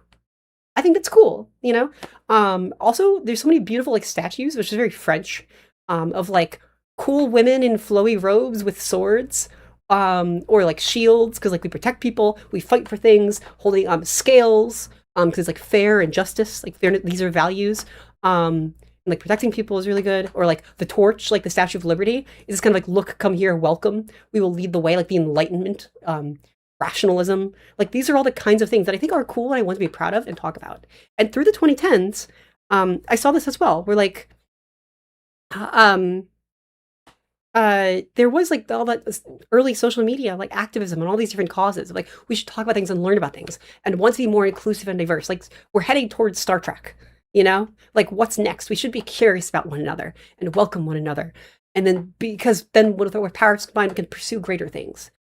We solved the ozone layer, the hole in the ozone layer. We reversed that. We truly, fully reversed that. Which is incredible. Like we fixed that. It's like it was a problem with hairsprays and stuff. We changed what was in them chemically. We stopped using them. We did that. We could do the same with climate change, but a lot of right-wing interests tried to derail that. And unfortunately now it seems to be that Code Pink and a lot of like Chinese state manipulation has derailed climate justice into the monocause. And like, look at the Sunrise Movement, which is a nonprofit meant to fight climate change, is now just obsessed with Israel-Palestine and no one is good enough. And this purity testing, like Marxism, and they just hate on Democrats all the time. And it's like, they've not achieved anything for the Middle East. They've in fact enabled Republican fascists who've done the worst for the Middle East. And they've also completely derailed and sabotaged climate activism by attacking the one party who wanted to help. And like, I hate that. Like, it breaks my heart. It breaks my heart. And I want to head for the cyberpunk future. I'm sorry, I don't. I want to head for this techno-futurist Star Trek world where we're all inclusive. And so like that's why I want to claim we need to be good on social issues. That doesn't mean to be like get super like judgmentally on like every little thing. It does not mean a purity test. It means somebody's instantly a fascist must have one little thing. That's not what it means. A lot of people who I consider more like to the left and kind of partially like more sympathetic, the kind of dirtbag left, which I don't think works. I think it's just reactionary, or aids that. They give up social issues in exchange for not winning on economic issues. They will often like causes like veganism because like for like environmental rights and animal rights. Now that's probably for the best, right? It's probably good. I like animal rights, sure. But when it comes down to it, I don't think it's necessarily a test or a proof of good moral character to say you support like beings who can't ever challenge you or disagree with you, right? So like for It's very apolitical, like environmental rights or animal rights, because like no one's gonna hate a dog. It's not hard to like a dog. On the right, the evangelical right, it's abortion. They try to rep like their moral cause is protecting fetuses who aren't really people they can't talk to, but like it's a very unchallenging way to say you stand up for the little guy who's not really a person. On the far left, unfortunately, this is how a lot of white kids talk about Palestinians. It's very far away. It's very abstract. Meanwhile, actual minorities in our own like country, like Hispanic and Black people, get treated horribly, and no one stands up for them. And some of them, this is what makes it hard, might even be homophobic. And ain't that a kick in the pants, And we like support people who don't necessarily like are respect us and are kind to us. But that's a harder test. And I want justice for Palestine, but like when things are complicated, it's harder to do. I think it matters more. Sorry, I'm sort of ranting a little bit, and I lost myself a little bit. But yeah, I want this like diversity of thought. I want this diversity of like good causes. I want us to win and like stand up for social issues, right? But so getting back to the point, yeah. So there are people who like stand up for like veganism, right? And even make the good argument of like, hey, this was what I've been saying for years. Even if you don't go full vegan, you shouldn't like let that guilt stop you. Any small improvements to your diet you can make, is a step in the right direction, right? Like if I don't personally eat red meat. It's rough on my tummy. And I want to help animals with that. I'll still eat chicken. I think that's like a morally better, right? It's morally better. I'm not saying it's good or perfect. I'm not trying to be good or perfect or pure, but better. Yeah, I hate the framing also lesser evil. What about more good? Whatever. Nothing is perfect in this world. We can be more good. If you can see veganism and see that any piecemeal change to your diet is still a step towards moral good, I wish we approached what is now derided as woke in the same way. Just like minorities and respecting people. Like, it's okay. Hey, you might be like a little bigot in some ways, maybe intentionally, and you're ashamed of that in your past, or maybe unintentionally, we just have some biases. Look, you're not perfect. You don't have to be perfect. Don't let that paralyze you. Just be like, yeah, I messed up, and try to be a little better and try to be a little more inclusive. And any little piecemeal improvement is going to put you like on a step towards the right direction. Like, it's a step in favor of being more pro-social as a society, of being more like, everyone is welcome, being a little more of a safe space. And that I think is the right direction. We all throw ourselves and this is how the 2010s was succeeding, by the way. If we all tried to be like a little less racist, a little more pro-environment, a little more LGBT inclusive, there's a lot of cringe in there, but it's like cringe in the right direction and it's overall a step forward. And if we all do like 1%, then that adds up to something big, and we've like created the safer space. The problem is that far-right people saw that, and they derailed that. Elon Musk bought Twitter. Mark Zuckerberg changed the rules. They tore down fact-checking. They tore down reporting mechanisms for hate speech. And they try to put hate speech on equal footing again, right? And frankly, strengthen hate speech. That's what really kills me. And I hate to see now the left is like the kind of dirtbag left, the like Marxist, like hard left, plays into that. They're like, yeah, everyone hated that woke stuff, so we agree with that. Right, comrade? And they think they can buddy up to like a racist old white guy and then like, make him a socialist. And then they think if he's only a socialist, then he'll see the wonders of every social thing. That's not really true. That's not really how that class consciousness works. Frankly, the evangelical right has more class consciousness than you ever will. They see Christians as their team, and they're fundamentally all waiting for like a rapture to happen, right? And then they think they will take over the world. Like, they're already on it. Like, they already see themselves as a unified class front that can do an uprising, and it's scary in its own way. But yeah, no, like, just accept people. Like, be welcoming to people. If you first of all achieve basic affordability by any means necessary, that's really good. People like doing stuff for kids, like free school lunches, awesome. Because to the extent that people feel it's not fair to have socialized like economic programs or welfare programs because they think like you haven't earned it or like you're lazy or whatever, no one is going to say that about a kid. A minor doesn't deserve that. That'd be punishing a kid for the actions of their parents, which isn't fair. So like a really good place we could win is like, hey, let's have universal health care for kids. Brilliant. One Democrat in Congress just put forward a bill for that. It was called like MetaKids or something. Great idea. Josh Shapiro funding free school lunches and like free backpacks and stuff for all kids in Pennsylvania. Awesome stuff. These are the kinds of things where it's like, you want to get a little more socialist with it, you can. Like, those are good places to do it. And we don't have to abandon any social group, and I don't want to abandon any social group. And this is frankly what absolutely separates the democratic, like, blue left, which I like, the liberal blue left, which can be very progressive, in my opinion, can range from blue dog centrists to, like, anarchists and to soc dems, which is a very wide, generous range. But I consider anarchists to be fundamentally, like, welcome in the club because they're actually, like, libertarian, like, they're actually liberal in their fundamental thinking. Whereas, like, the Libertarian Party are kind of just temporarily inconvenienced warlords who spiral out into monarchistic groups as soon as they get the chance. Which is a little bit of a hot take, but it's what's happened in the United States. But yeah, Mamdani won on universal childcare. Yeah, some of Mamdani's policies I don't like. But I think he's, like, in pursuit of broader affordability goals, and he's signposting them clearly that work. And I think that's a good direction to go. So, like, yeah, like the grocery stores thing that he's doing, I think is not a good long-term economic decision. I don't think rent control is a good long-term economic decision because these things just make stuff more expensive in the long run. But that's, like, such a sad, that's not an ideological, oh, it's evil, it's a fascist, it's whatever. Thank you. Yeah, thank you. I appreciate the support. Yeah. So, like, I am sympathetic to, like, quite a lot, but I think there's a fundamental value of liberalism. The idea that we're all just simply, it's 3 parts, right? Liberty, like, freedom is the default position. We should be allowed to do stuff.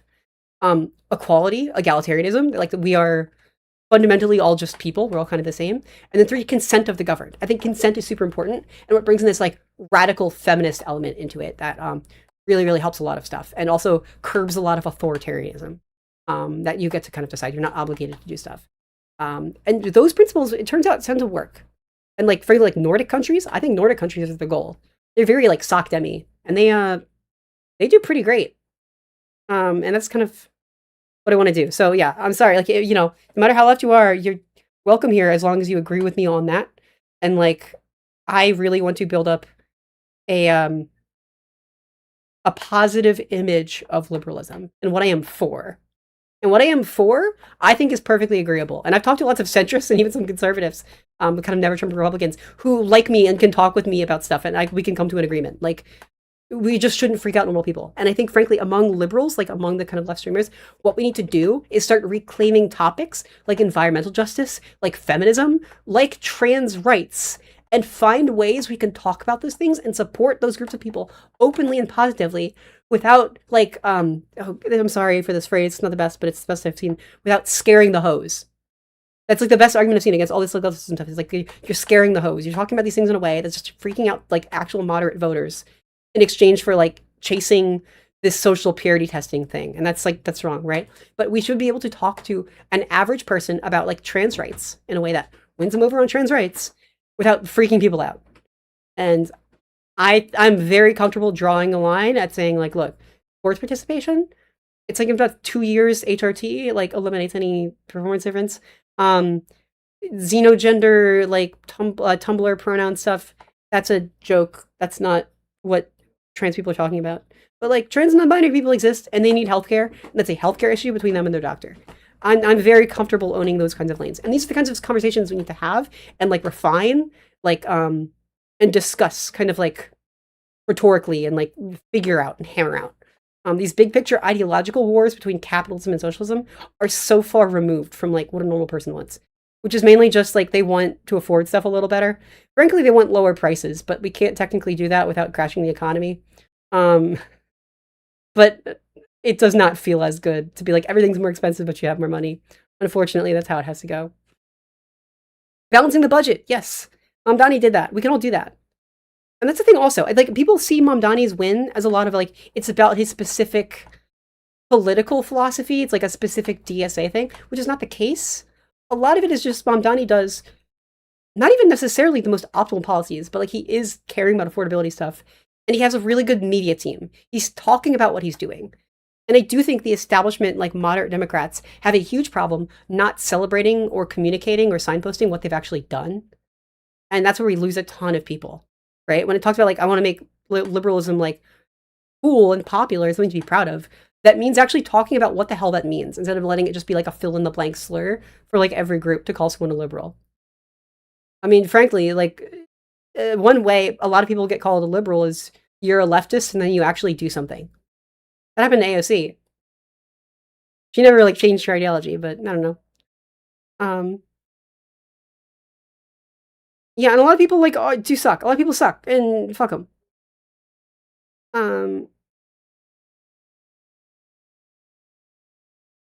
But yeah, I don't know. Like, it's hard to get everyone to agree with you, but like, these are the kinds of things we should be workshopping, and like, that's the direction to move in. Is can we like win over a moderate voter, right? Like, Bill Maher, like, is the talk show host guy who's like, well, maybe I'll vote for JD Vance. Like, Democrats are crazy.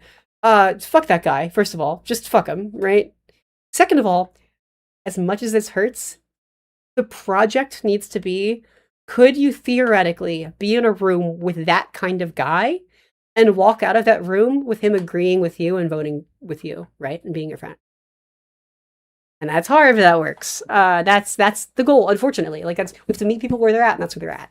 Through the 90s, I feel like we had this common kind of thing of like understanding people were not necessarily good on social issues, but there's this big focus through like educational TV. I remember like there's like Captain Planet, there's like Bill Nye the Science Guy, like all these kinds of shows about like, hey, diversity is real and cool, and that's awesome. Actually, you should get to know and appreciate other people in your culture, and like, it's okay if you're scared at first, you don't understand at first, things are different, but the goal is to learn, to be curious. This is what Star Trek is fundamentally about, right? Learn, overcome that next hill, and to recognize and embrace that fear and welcome it, and then to overcome it is that liberal feeling to be proud of, right? Like, we are free and open-minded, and we learned and we grew, and wow, we're stronger together. That is what it's all about. That's what I want. Not this Marxist thing where it's like we need to be radically hostile towards everyone and high control. That freaks everyone out and doesn't work. But that kind of idea is really, really, really what I love and want to get back to. And unfortunately, in the age of social media, you either end up in a pipeline or you don't. So instead of that, like, hey, you're not going to understand like what a gay person is if you haven't met one before. You may in fact have heard some negative things, but then to like get to know a gay person personally and be like, oh, I was wrong, you're just normal and cool. We've not had much space for that journey. In like the world of algorithms and pipelines, you're either expected to like know it all already or you don't at all.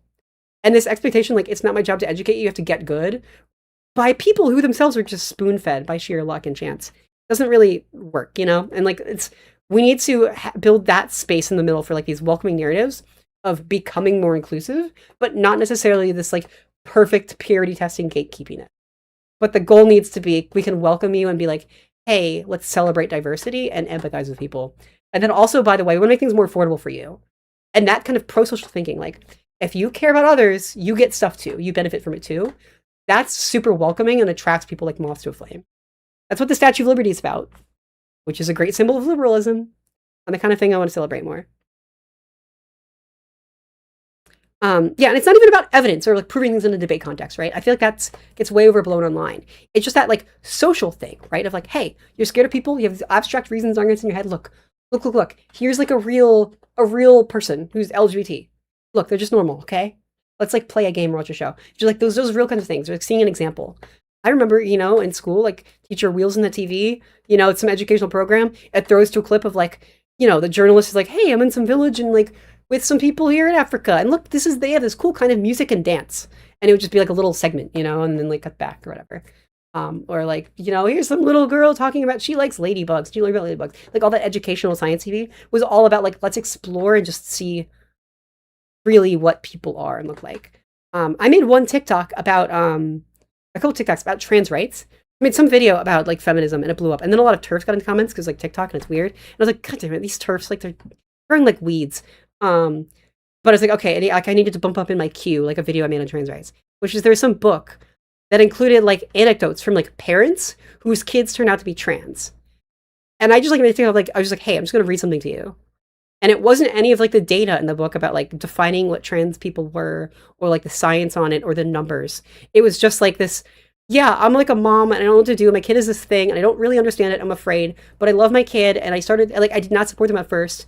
And like, you know, I just gonna be honest, I didn't support them at first. And then later I started supporting them and took them to the doctor and like let them, you know, get some new clothes. And I see my kid now and I see the light in their eyes and the life in their eyes and they're happy. And then like later I just broke down crying. So I'm like, oh my gosh, my kid was like basically already 1 foot in the grave and now they're alive again. And I'm so glad, like I, you know, The only option was, this is who my kid is, or I wouldn't have a kid anymore. And those, like, I made a couple TikToks reading those kinds of segments, and that reached a lot of people and won a lot of people over, because that's like an emotional argument. Hi,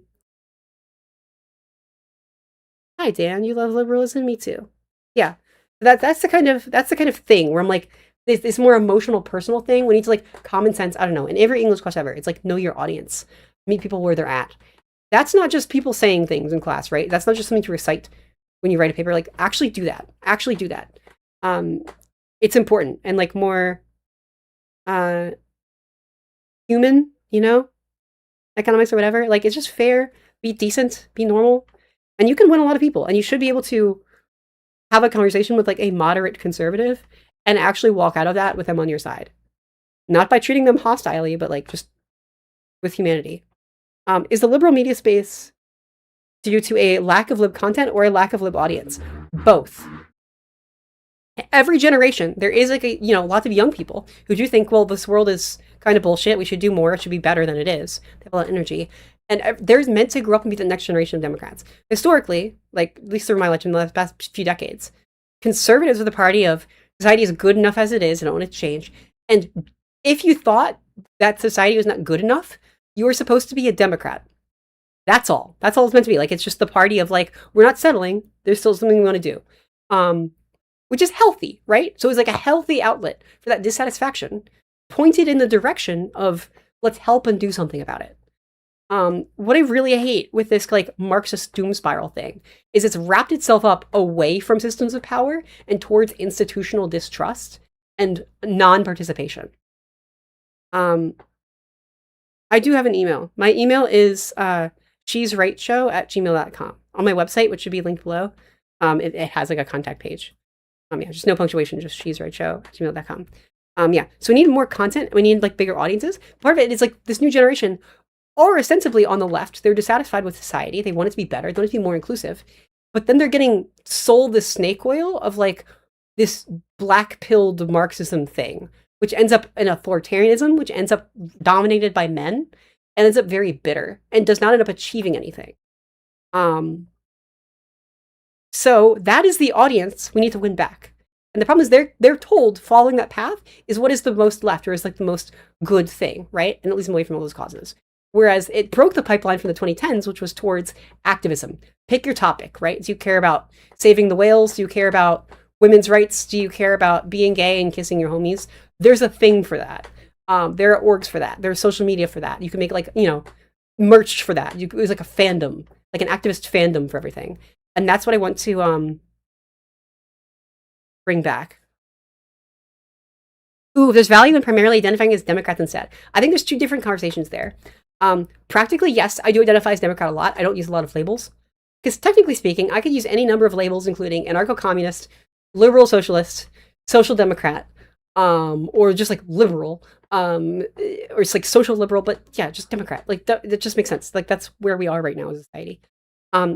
However, because of this DSA confusion right now in this cycle, I've moved back to using the word liberal more, because liberal indicates an ideology that drives you, which is fundamentally different from revolutionary communism, which implies a fundamental dissatisfaction and incompatibility with our society.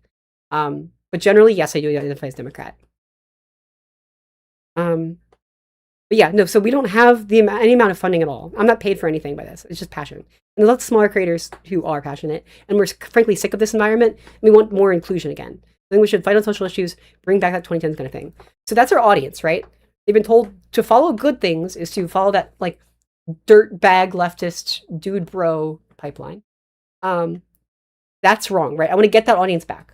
And I think to do that, we need to say, here's what liberalism is. It's that fundamental underlying value that we're all equal and free and consent and deserve inclusion. That's, like, we're going to bring back discussion around, like racial issues, around gender issues, around sexuality issues. We're going to bring all that back, okay? Feminism is back. There's too many white people in this space conversation, and that's a problem. I'm glad we're here. We should be here, but it shouldn't just be white people. That's weird. We're missing our friends. Where are our friends? So bringing all that in is really going to help. Even if that means, frankly, we're welcoming a lot of moderates in and a lot of even, like, anarchists in. like that spectrum, like the liberal spectrum. Bring all those people in, gives us the audience. As far as having the platform, we need to do a better job being having a sense of what we stand for, proudly speaking up about it so people can see us and find us, and then boosting each other, retweeting each other, celebrating each other. Like, say something nice about your politicians. I'm gonna log off here soon because my voice is getting a little harsh. I'm sorry. Yeah, if you want to support me, you can do so at shesrightshow.com. But yeah, my homework for you, if you care about good things and inclusion, is be like, I'm a liberal because blank. Like, what are you proud of? What's something you stand for? Say that. Something inclusive. If you see any like bigotry, say that's wrong, or just call it out. It doesn't need to be in response. You don't need to argue with someone. Just be like, hey, like racism is wrong. I disagree. I don't like that. I don't think we should call people that. That's not fair. That's not a fair thing to do. Just call it right. That's like such solid moral ground to stand on. And you feel like a badass for doing it. You'll feel brave because you're saying something actually righteous rather than describing yourself as self-righteous and using that as like a free hall pass to go and be an awful bigot to other people, right? Boring is good. Yes, boring is good. It's something that seems boring. If you hit boring, it's probably actually effective. So, yeah, like China is actively genociding the Uyghur Muslims, and that's bad. Right? Just make a statement about what's good or what's bad to you. But be proud of something. Be for something. If you have like a representative you like, or in a race a representative you like, who's like a Democrat, like actually Democrat, which means they don't spend their whole time hating on Democrats. I don't know what that Syed guy's deal is. He's funded by the Fight Agency. He's supported by the same people who backed Grant Plattner. There's a bitterness there that I really don't like. That feels fundamentally, deeply kind of crypto, like anti-democratic. It just doesn't. There's no heart in it. I don't know. I find politicians who care about their constituents. Governor Josh Shapiro of Pennsylvania is great. Does a lot for kids. Does a lot for like women who have been SA'd. That's good stuff, right? Find those politicians or those people running those races you're proud of. Retweet them or something, or make like a TikTok or whatever. And be like, hey, this is this person. This is like their Democrat. They have this policy that I think that's really cool and neat and good, actually. And just give some positive feedback, right? Some reinforcement. Because sometimes those politicians and those teams, they check that stuff. And it's hard to keep going. Like, if I was Chuck Schumer, I would have done it by now. Like it's a hard position to be in. And just some positive support is really good. Say something nice about someone, right? A liberal. And then if you see someone else saying something nice or positive or like on that right side of inclusion, retweet them and boost them too. Because we all feel braver and come out of the closet when we're together. So your homework is to, say something nice about one of your values, something that's cool, something you stand for. And then to also like boost someone else or say something nice about someone else, especially like a politician or another creator. If you do those things, like that is the tide that rises all ships. Especially if you boost someone who's a minority, frankly, someone who's different than you. That helps, right? Show you stand with diversity and you stand with your friends. I think we've really hit a point, and I've gotten like really disgusted recently at what I've seen as like the leftist movement of Once I Was Apart. Unfortunately, I'm so sorry, where like the anti-Semitism and the racism is getting real bad and mask off, and I worry it's been infiltrated by 4chan happily. And like it's been important to me these past couple weeks to say like, hey, women, Jewish people, Black people, a lot of this, what started as political conversation, is really spiraling out of control, and it's just gotten openly hateful. And like, I need you to know, like, it's important for me to take a stand and say that's messed up, and like, no political thing is worth. Like, I'm not gonna become anti-Semitic. I don't want to. That's a line I'm not crossing. I don't want to be anti-Black. I don't want to be anti-woman. I don't want to be anti-Jewish. Like, and I know it sounds kind of cheesy, but like, we need to draw this fucking line in the sand because otherwise, there's a lot of drift into like ends justifies the means. Yeah, like try to be a safe space for people and say something. I'm bringing back that idea. Do it piecemeal. It's okay if you're a little cringe. Try to start standing up for other people and good things and be positive. Really, like truly, I think that's what we need right now. And it's shocking to me. David Pakman has been receiving a lot of abuse. And I guarantee you, he would not have said anything, calling out any bad behavior, or standing up for anything good, if the burden was on him to be the first and only person to do it. I just don't think he's that strong. I'm sorry. I think he's too mainstream. I think he's too worried about his bag. It's scary. A lot of people will play it safe. It's brave to speak up. But I think a lot of us, especially the smaller creators, saying, fuck it. We'll start speaking out and calling out these big creators when they do something messed up, and that's bad. And being brave lets other people be brave easier. So, yeah. Be brave. Be good. Be liberal. Free. Be equal. And give consent. That's my spiel. I've been talking a lot. Thank you all for being here. Whew, I'm going to hang up now. Goodbye.